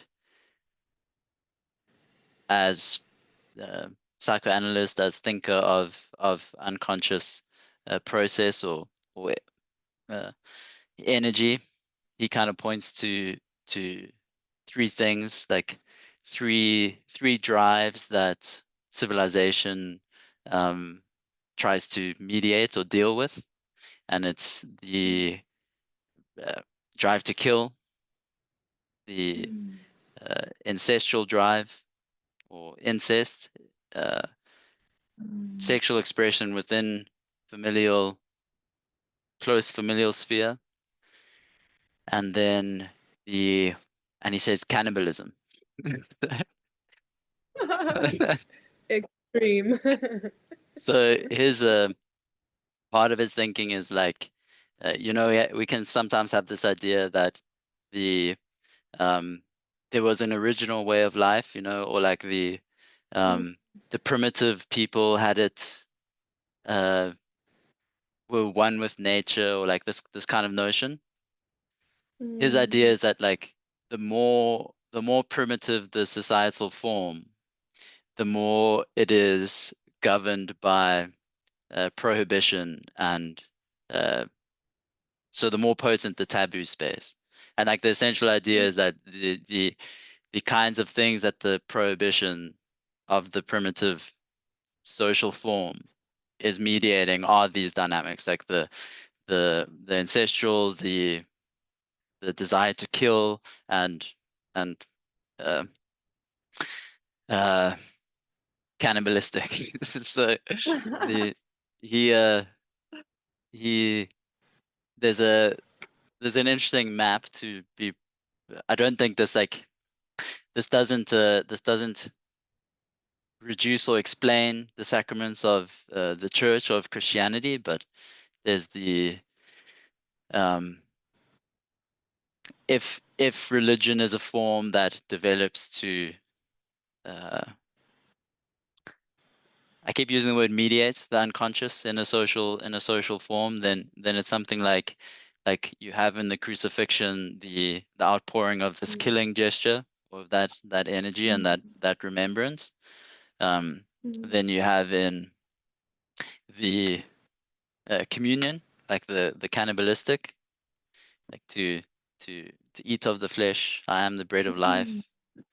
Um, then the ancestral one I find harder to think. It's like um, I think one way is like the way that in faith you're encouraged to consider each other brother and sister. Like I was you just are thinking that. brother, yeah, yeah, brother and sister in Christ, and this Mhm. manner this manner of thing. Um, I don't think Freud gives like the be all and end all of the sacraments of the church, but I think it's an important understanding to integrate. Um, I guess I'm just Totally. speaking to the Christians in my head that I like speaking to. Yeah. Yeah, no, that makes so much. Wow. Thank you for enlightening me on that.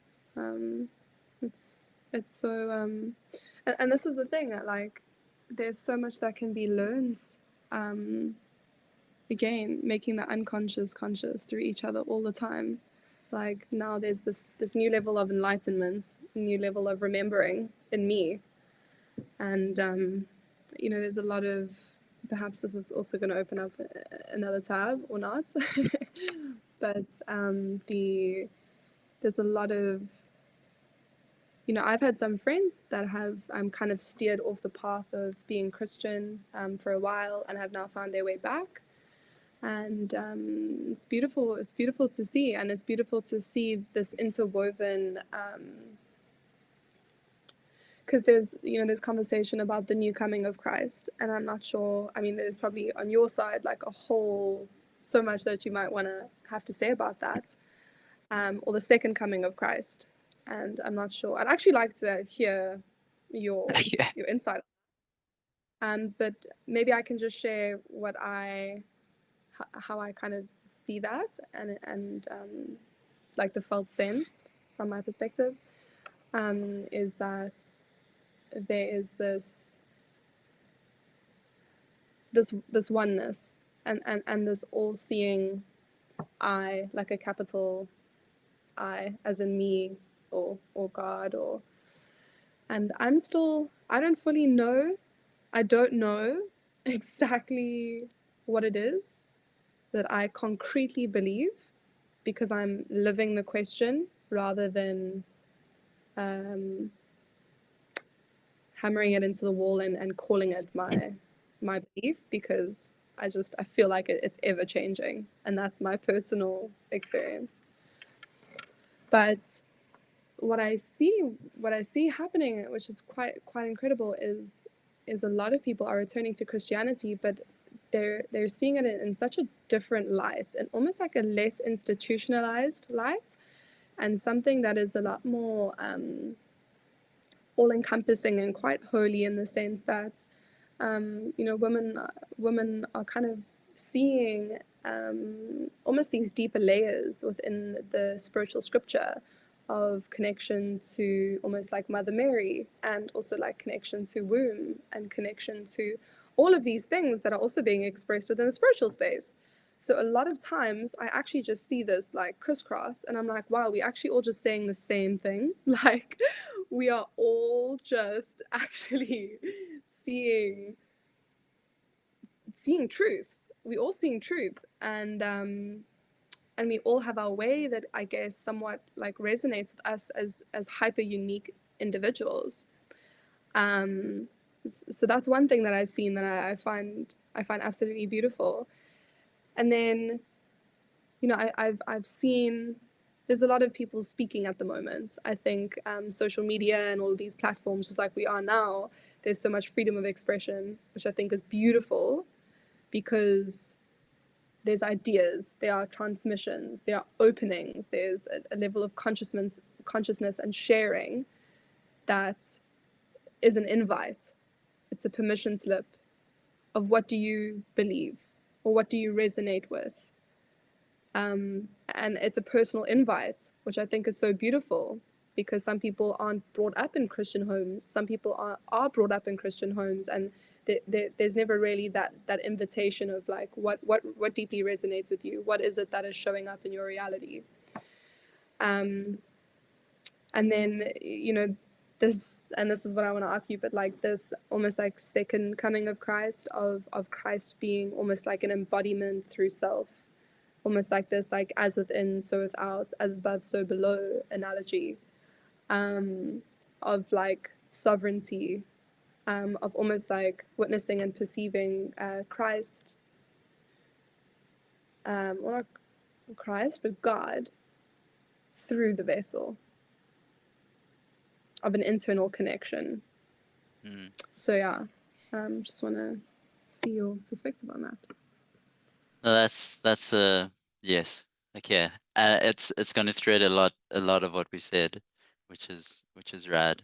I just need to run to the loo quickly. I need to get some water. Okay. Oh, my water's right here, but you do your thing. Okay. Let me just pause. Or you can just stare into the camera for. No, I must pause it. Yeah. Did it save the previous recording? Yeah, it will just like it will save it all together. I just paused it. I Cool. paused it. Mm-hmm. This massive question. I try, I yeah, I um I guess I trust and hope that my speech will be like appropriate to it, and not the the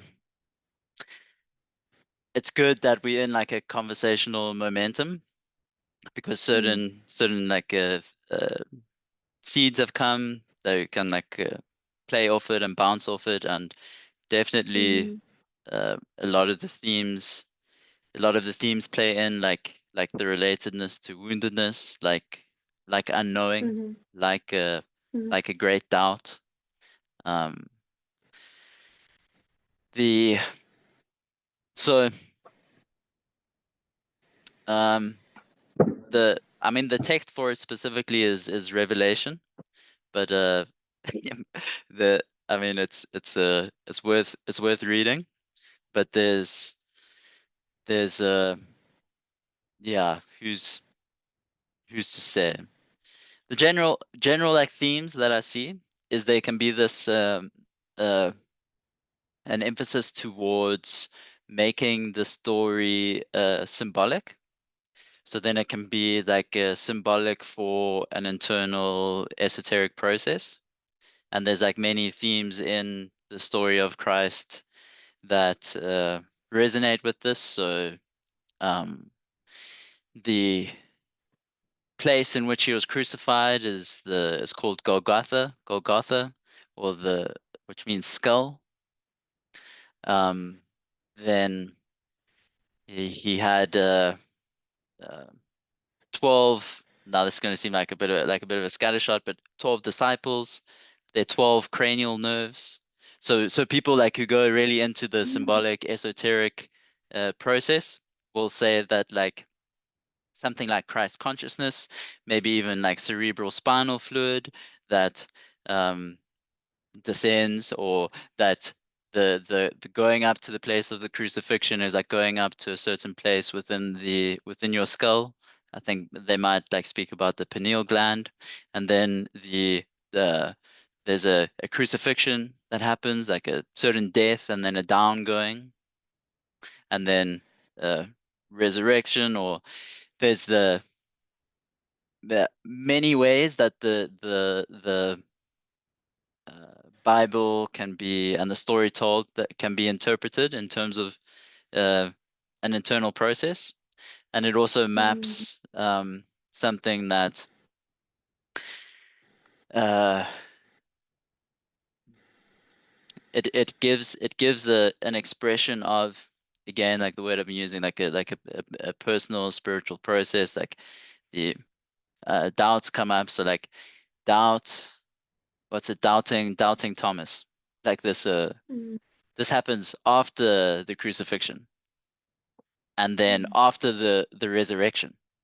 So like uh there's this aspect maybe, and the question that would be posed is like in all of us, in terms of a process being undertaken, certain recognition, um that there is this persistence of of a doubt, or of a doubting, that was so persistent that it wants to like feel the wounds in Christ's hands, or in his sides, and then the ascension. Um, so I mean, I'm just filling out the side of like potential symbolic emphasis, and that can also be in the space of like a Christ consciousness. So then another name that came to mind was this Teilhard de Jardin.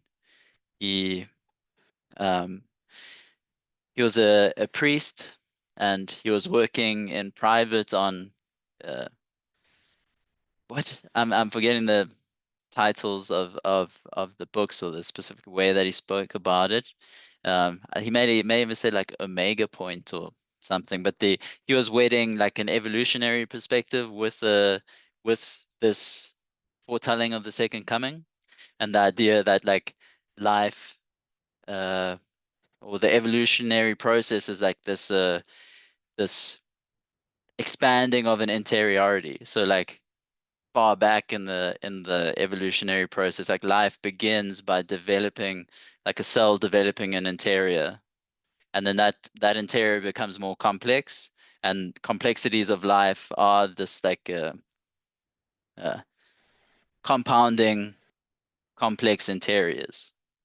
So the his idea was that like we at a stage now evolutionarily where the uh, say, like maybe mind, you could use another word, but the human mind is at the precipice of um, establishing a noosphere, or like a globe, um, that there will be this point in which the globe is encompassed in an interiority that is mediated by humans' mind, and that dawning Mm. is the dawning of Christ consciousness.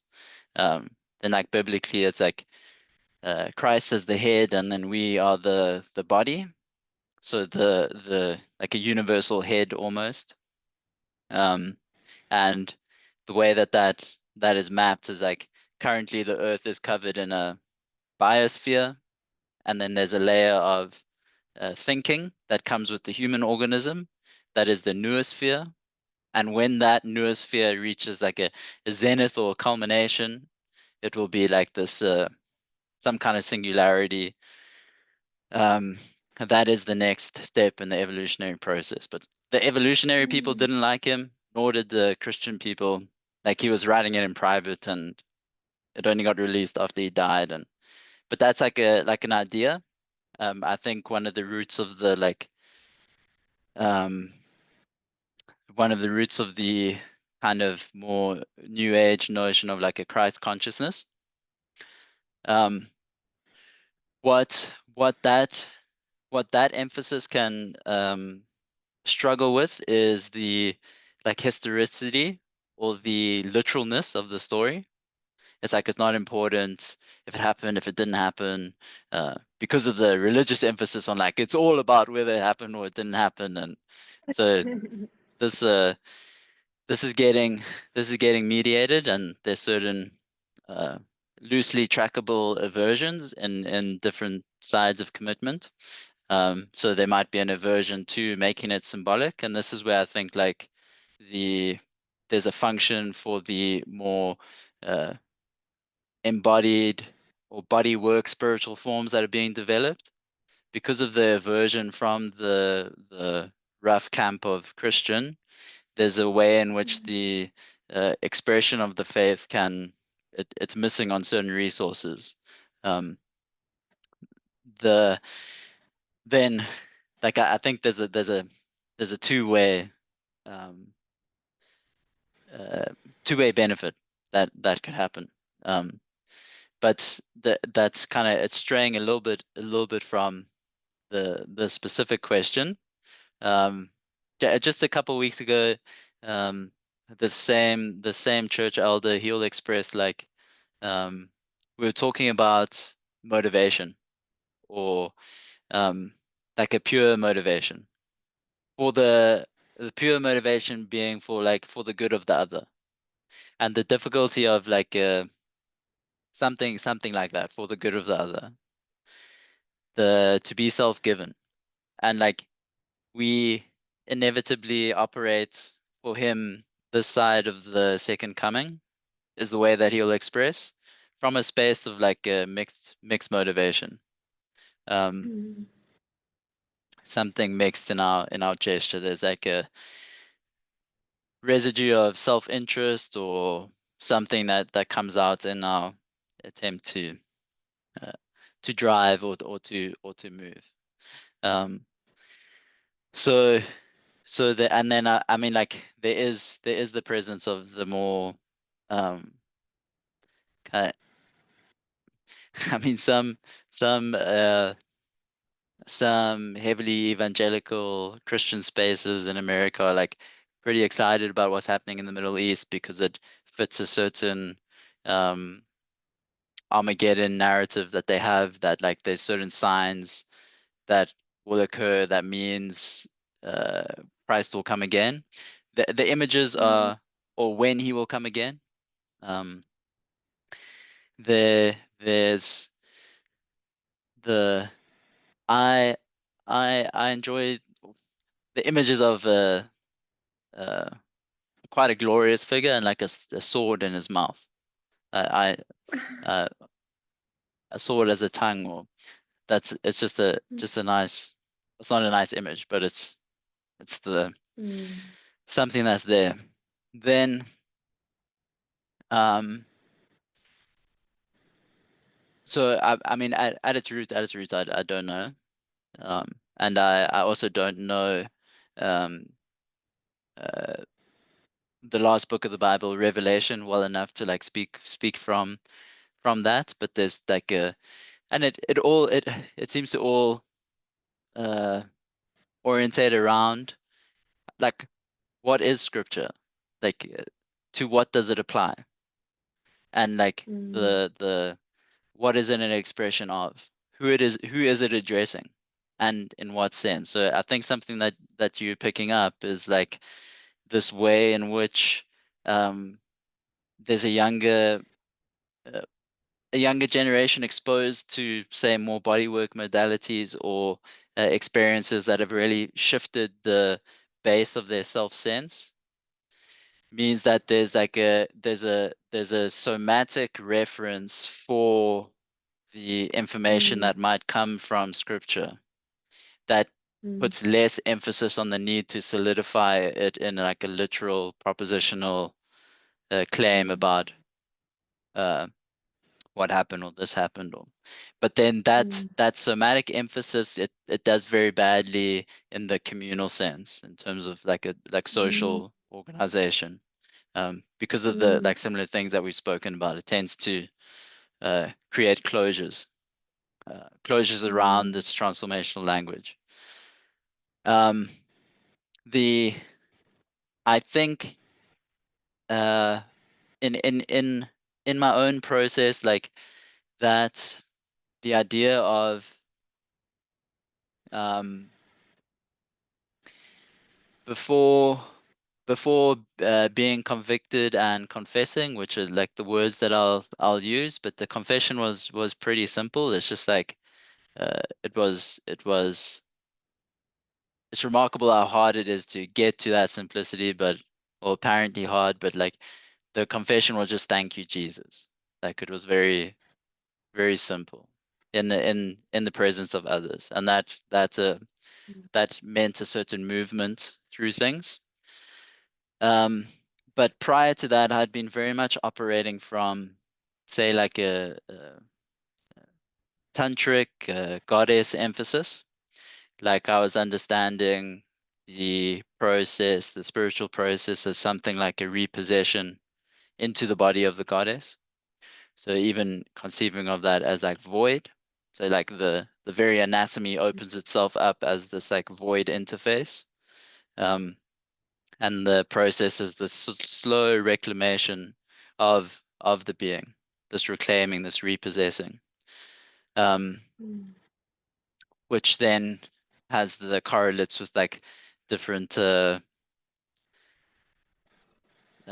glandular processes, or like it will get spoken about sometimes that like every human is assured if they live a certain time to pass through puberty, but then there's certain bodily processes of maturation that involve the glandular system that are not assured just because you age. There is a developmental process that is um, well, yeah, it's not assured, but it's lent into, and um, because its potential is there in the neuroanatomy, you can say that it's like it's something like the purpose, or like the telos of the organism is to come into this recognition, to have glands secrete in a certain way, and then not reducing it to that scientific story, but we do have that mapping of the different hormonal systems and the maturations that they can go through.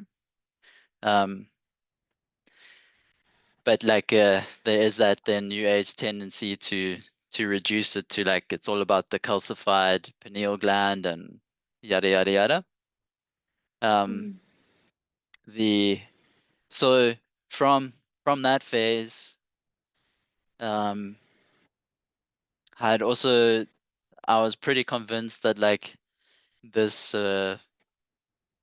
what I've been naming like many times as a spiritual process is it's something like aiming at the moon. And like if you just like a degree off and you fire, by the time you by the time you get to the moon, like you're going to be very far off. So so it's like there's a there's a traditional um there are traditional kind of prerequisites or containing of the process. The first one is like a teacher-student relationship. Like an awakening happens and it's contained and then mediated within the teacher. And it's beyond, it is like a neurophysiological nervous system attunement. Second is the awakening of Kundalini. The third is self-realization. And they operate, they mutually feed one another. This is the um I I could and I should at some time expand on those three because it's important to kind of give them more contextual meaning. But the relevance to the second coming and to Jesus and was that the realization that in that traditional form, which I was pretty convinced about because uh, I'd recognized some of the subtlety and um, uh, difficulty of uh, of the process in its full extent. I'd recognized this need for a teacher. So I made efforts to see one who I had given authority in my recognition and who is authoritative. But essentially, I came to Jesus. So the hypothesis that I work with is that the that that same teacher-student function can operate within, say, like the body of Christ or the church. Those who uh, recognize the same head, it does that same, potentially that same neurophysiological attunement, which is also like the presencing of our wound in community, like the presence of our woundedness. And then like the last thing would be this that there's a like I guess it's almost there's almost a I'm struggling to uh, express now, but there's something about the process of crucifixion or destitution, or like the fruition of that major doubt, the forsakenness, the woundedness, the like the uh, have to fall into a word like the fullness of that. Um, that is recognized as being holy in Christ, which gives like a real different emphasis on, say, something like what is glory, or what is it to be glorified. Like the picture of glorification we get in Christianity is like a crucified God. That's a that's quite a radical image. And then what that means for us is a big question that we hold in tandem with our inevitable uh, aspirations, or uh, projections, or thinking of where things are going. Or um, so that was a lot of hot air to not answer the question. No, there was a lot. I mean, personally, I learned so much through that. Um, I I think I better understand where this whole second coming of Christ has come from, in terms of the philosopher or writer that kind of illuminated that idea, and just seeing the symbolism between, I guess, the human body and the embodiment, along with that of Jesus Christ, as we know it and as it is in Scripture, and the narrative behind that. So yeah, that was beautiful.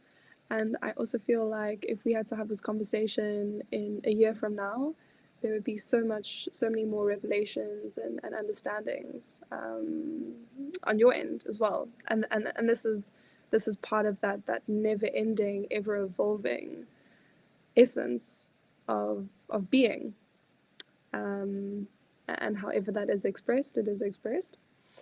So yeah, it is a question that I would love to live out and come back to in the future. I guess I know this is about you asking me questions, but I guess also such a collaborative, like co-creative experience. But what does, and I think you maybe touched on it a bit earlier, but it was more of like a discussion perspective. But if you had to just read the words divine embodiment, what does it mean to you from like an unbiased perspective?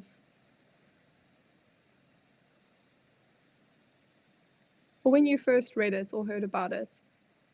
um, there's a from an unbiased. I don't think I'll master that. the there's a but I just want I also this the fact that you putting that question of the second coming before yourself, it's yeah, I'm keen to see what comes from that questioning, since the way that you put a question before yourself, and I'm uh, I'm infected by that question as well in your having it, and I'm definitely going to have a closer look at Revelation because of it. The this there's divine embodiments in the context of our speech, which I think would be the best, because I can really relate to the whole space of embodiment. I mean, there is actually a lot to unwind in terms of bias or um, uh, reactivity to the success of the notion, to the success of embodiment, because of um, you start to get suspicious when something gets too successful in speech. You know, it's like there's all this constant emphasis around embodiment, around and then this kind of way that it can be used as like a like you're not embodied enough kind of idea, or the sense that you need to like embody in this way or that way, or and then the question of like what does that mean? So that stuff is in the area. The what has been a reminder and functional in your presencing of the idea is this seeing it in its function, and letting the term, letting the signifier be in this adjusting, orienting way, that it's gesturing to something that can unfold, and allowing that kind of influence, if that makes sense, like following it, and then the um, I mean the divine, what again, like a bias or reactivity that's also come up in the conversation would be like the way that the well the our notion of the divine can obfuscate something like the crucifixion, or that aspect of experience that's like deeply negative. Um, this like the the monstrous dimension. Sometimes where when I hear it, I can yeah, so it is kind of like the love and light kind of thing.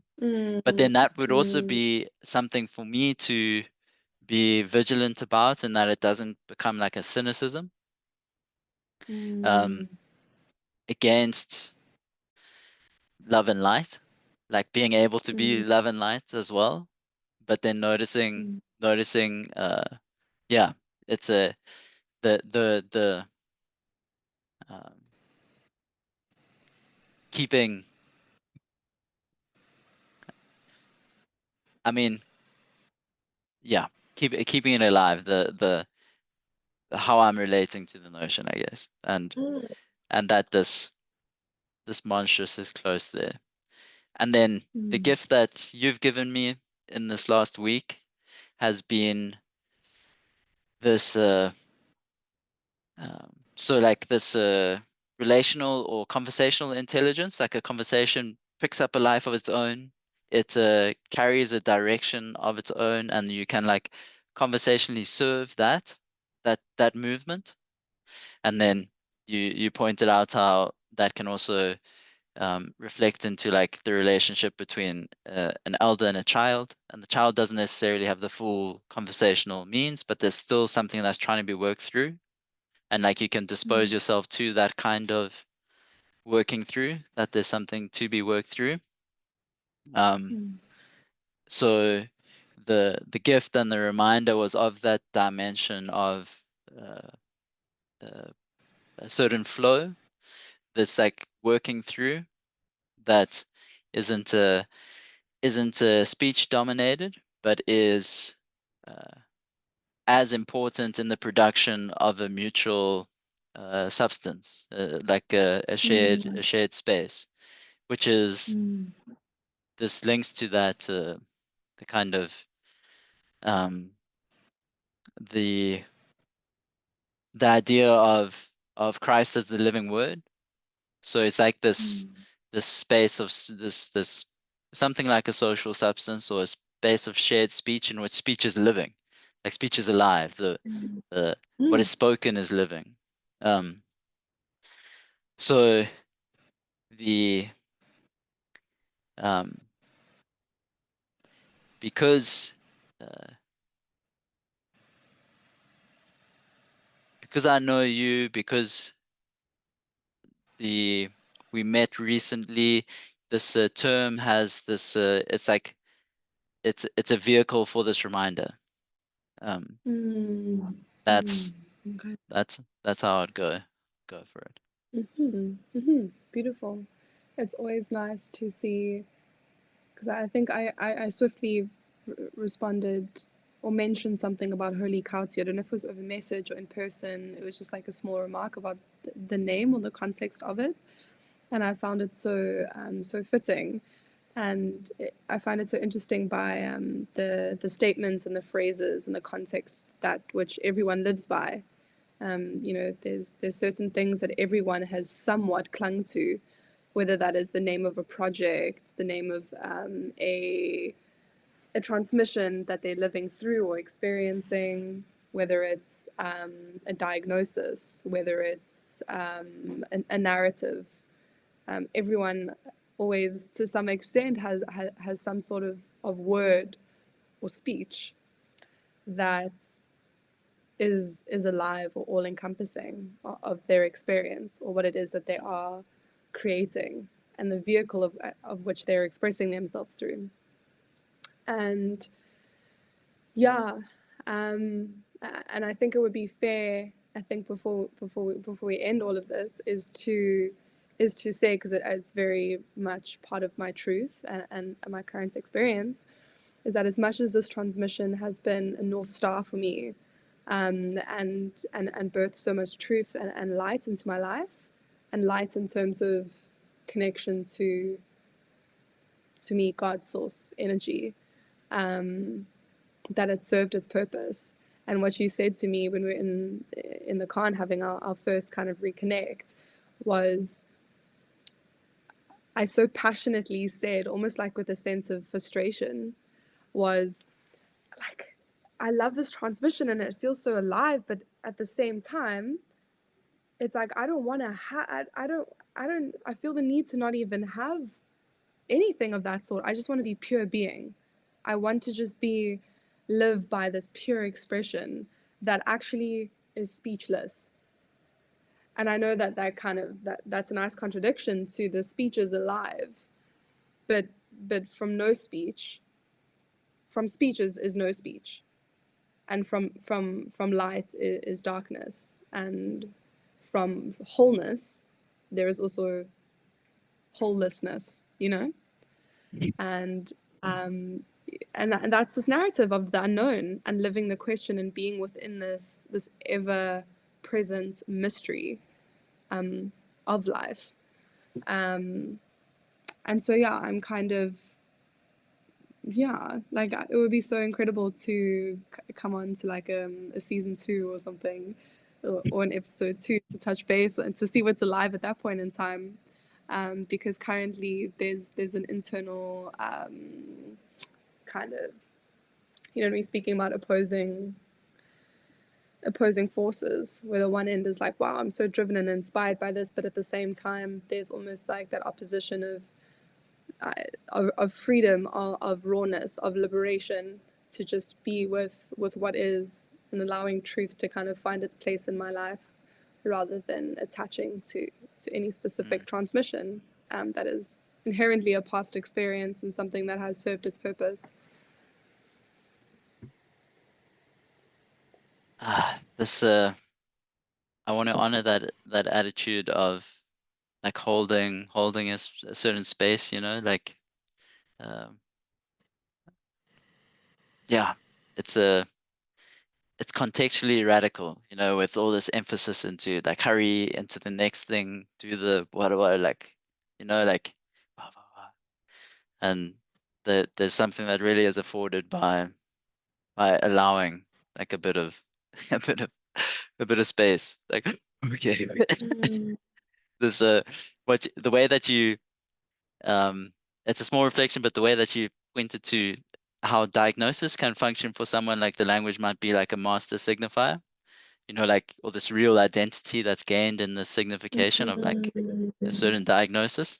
I just wanted to mm, thank you as well for that, because definitely um, mm, the the term that I'm kind of thinking in relation what you were saying there in terms of your relation to the signifier, and then this mm, recognition that certain signifiers hold certain functions and gravity for us, and maybe even like purposes in our lives. Um, mm, there's this the phrase that kind of came to me, and I don't think it's my own. It's like the play of the signifier, the play of the signifier, mm, and what that involves, I think, is the way in which we don't possess the signifier. So like they play out socially.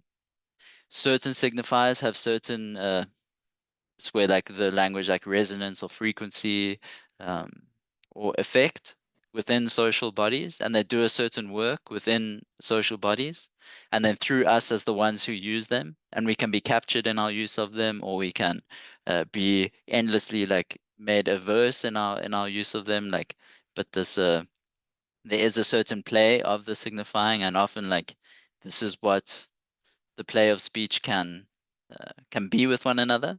So the mm, what I found myself often trying to find was like this reference for being of nothing that we could mm, share. So like in the Zen tradition, there's lots of there's lots of little moments where it's like the the student is like, what is enlightenment? Then something something something, and then the teacher's like a shit stick, and then it's like this direct pointing, and then the student like recognizes something, and it's like this term was highly functional within the context of a teacher and student relationship. It induced a certain recognition.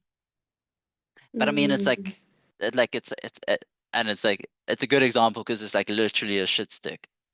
So it's like this, this, this, this play of the term that references being nothing, um, for uh, like a person who is nothing, or um, when that like, for me that nothingness, that interface with like a person, which is also like uh, a preceptor or a teacher, that Mm, that for me then comes to the signifier of Jesus, and the way that, mm, I mean, like when I started saying it, the way that it functioned, it played in the social body, and it put me through these movements um uh in life, in relationship, in intimate relate, like there's a cost to the mm, speech that we use. Like so mm. um the last thing, and then uh um then handing over to you for the last and closing. Um, this I wanted to honor your vulnerability, and even being in the space of speech, having the recording button on. Um, it's been part of the function of this project for me, has been engaging this process of being recorded, of hearing myself Yeah, speak.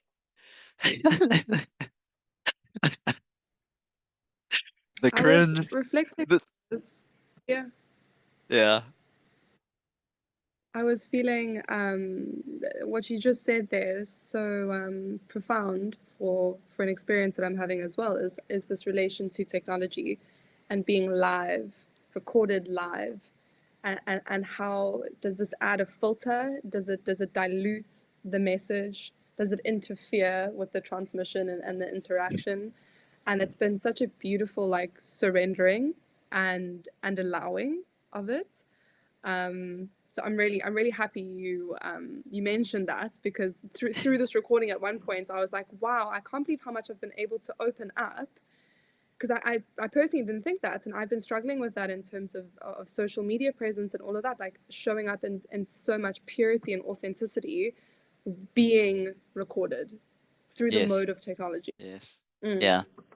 And I mean that we always need to notice the way that the medium and also like the software medium, so like the specific app, that the way that Mm. that shapes our performance and recording. Like it's a different Mm. format, a reel to like a long form conversation. It's different, like it's different, Mm. different mediums, which means um, yeah, we relate to it differently. Um, Yeah. this uh this this this has been recorded, but it's not being streamed right now, so it isn't like live. Um, Yeah. okay, yeah, but the speech has been alive, sure, for sure. Yeah. This the way that I think about the work that's doing with our psyche is this in terms of the perceived other who's observing, like Mm. the because we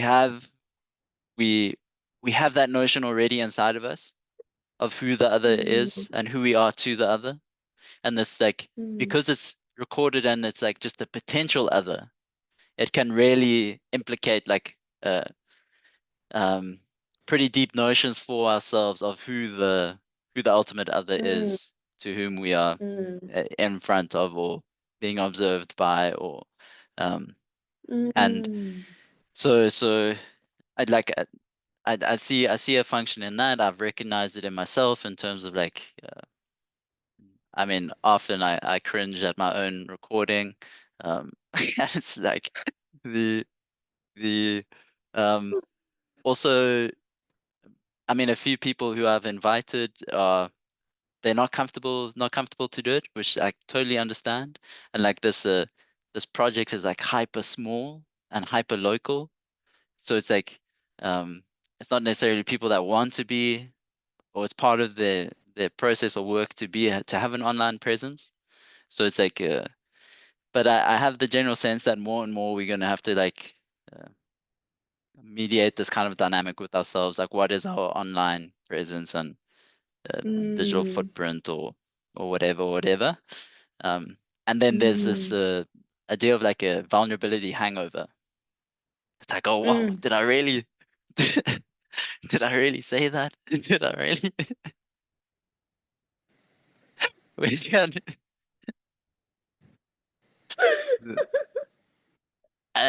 like and the conversational space, like sharing speech with one So another is true. like Mm. deeply intimate. It's a Mm. super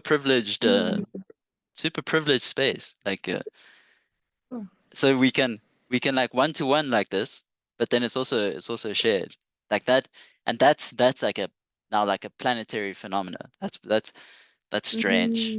Mm. That's like It's strange. and cool. I think cool. I think I've benefited Yeah. greatly from what comes from Yeah. that. It's it's so beautiful. This is definitely something that's alive for me right now. And I think, Dan, especially, I think for you, I think this is something that has been, there's a lot of transformation in this, and there's so much medicine and service and offering that you are providing in a global context. And this is the thing. It's like, you know, it doesn't matter if there's one person watching or a million people watching. It's the impact of just that, right? And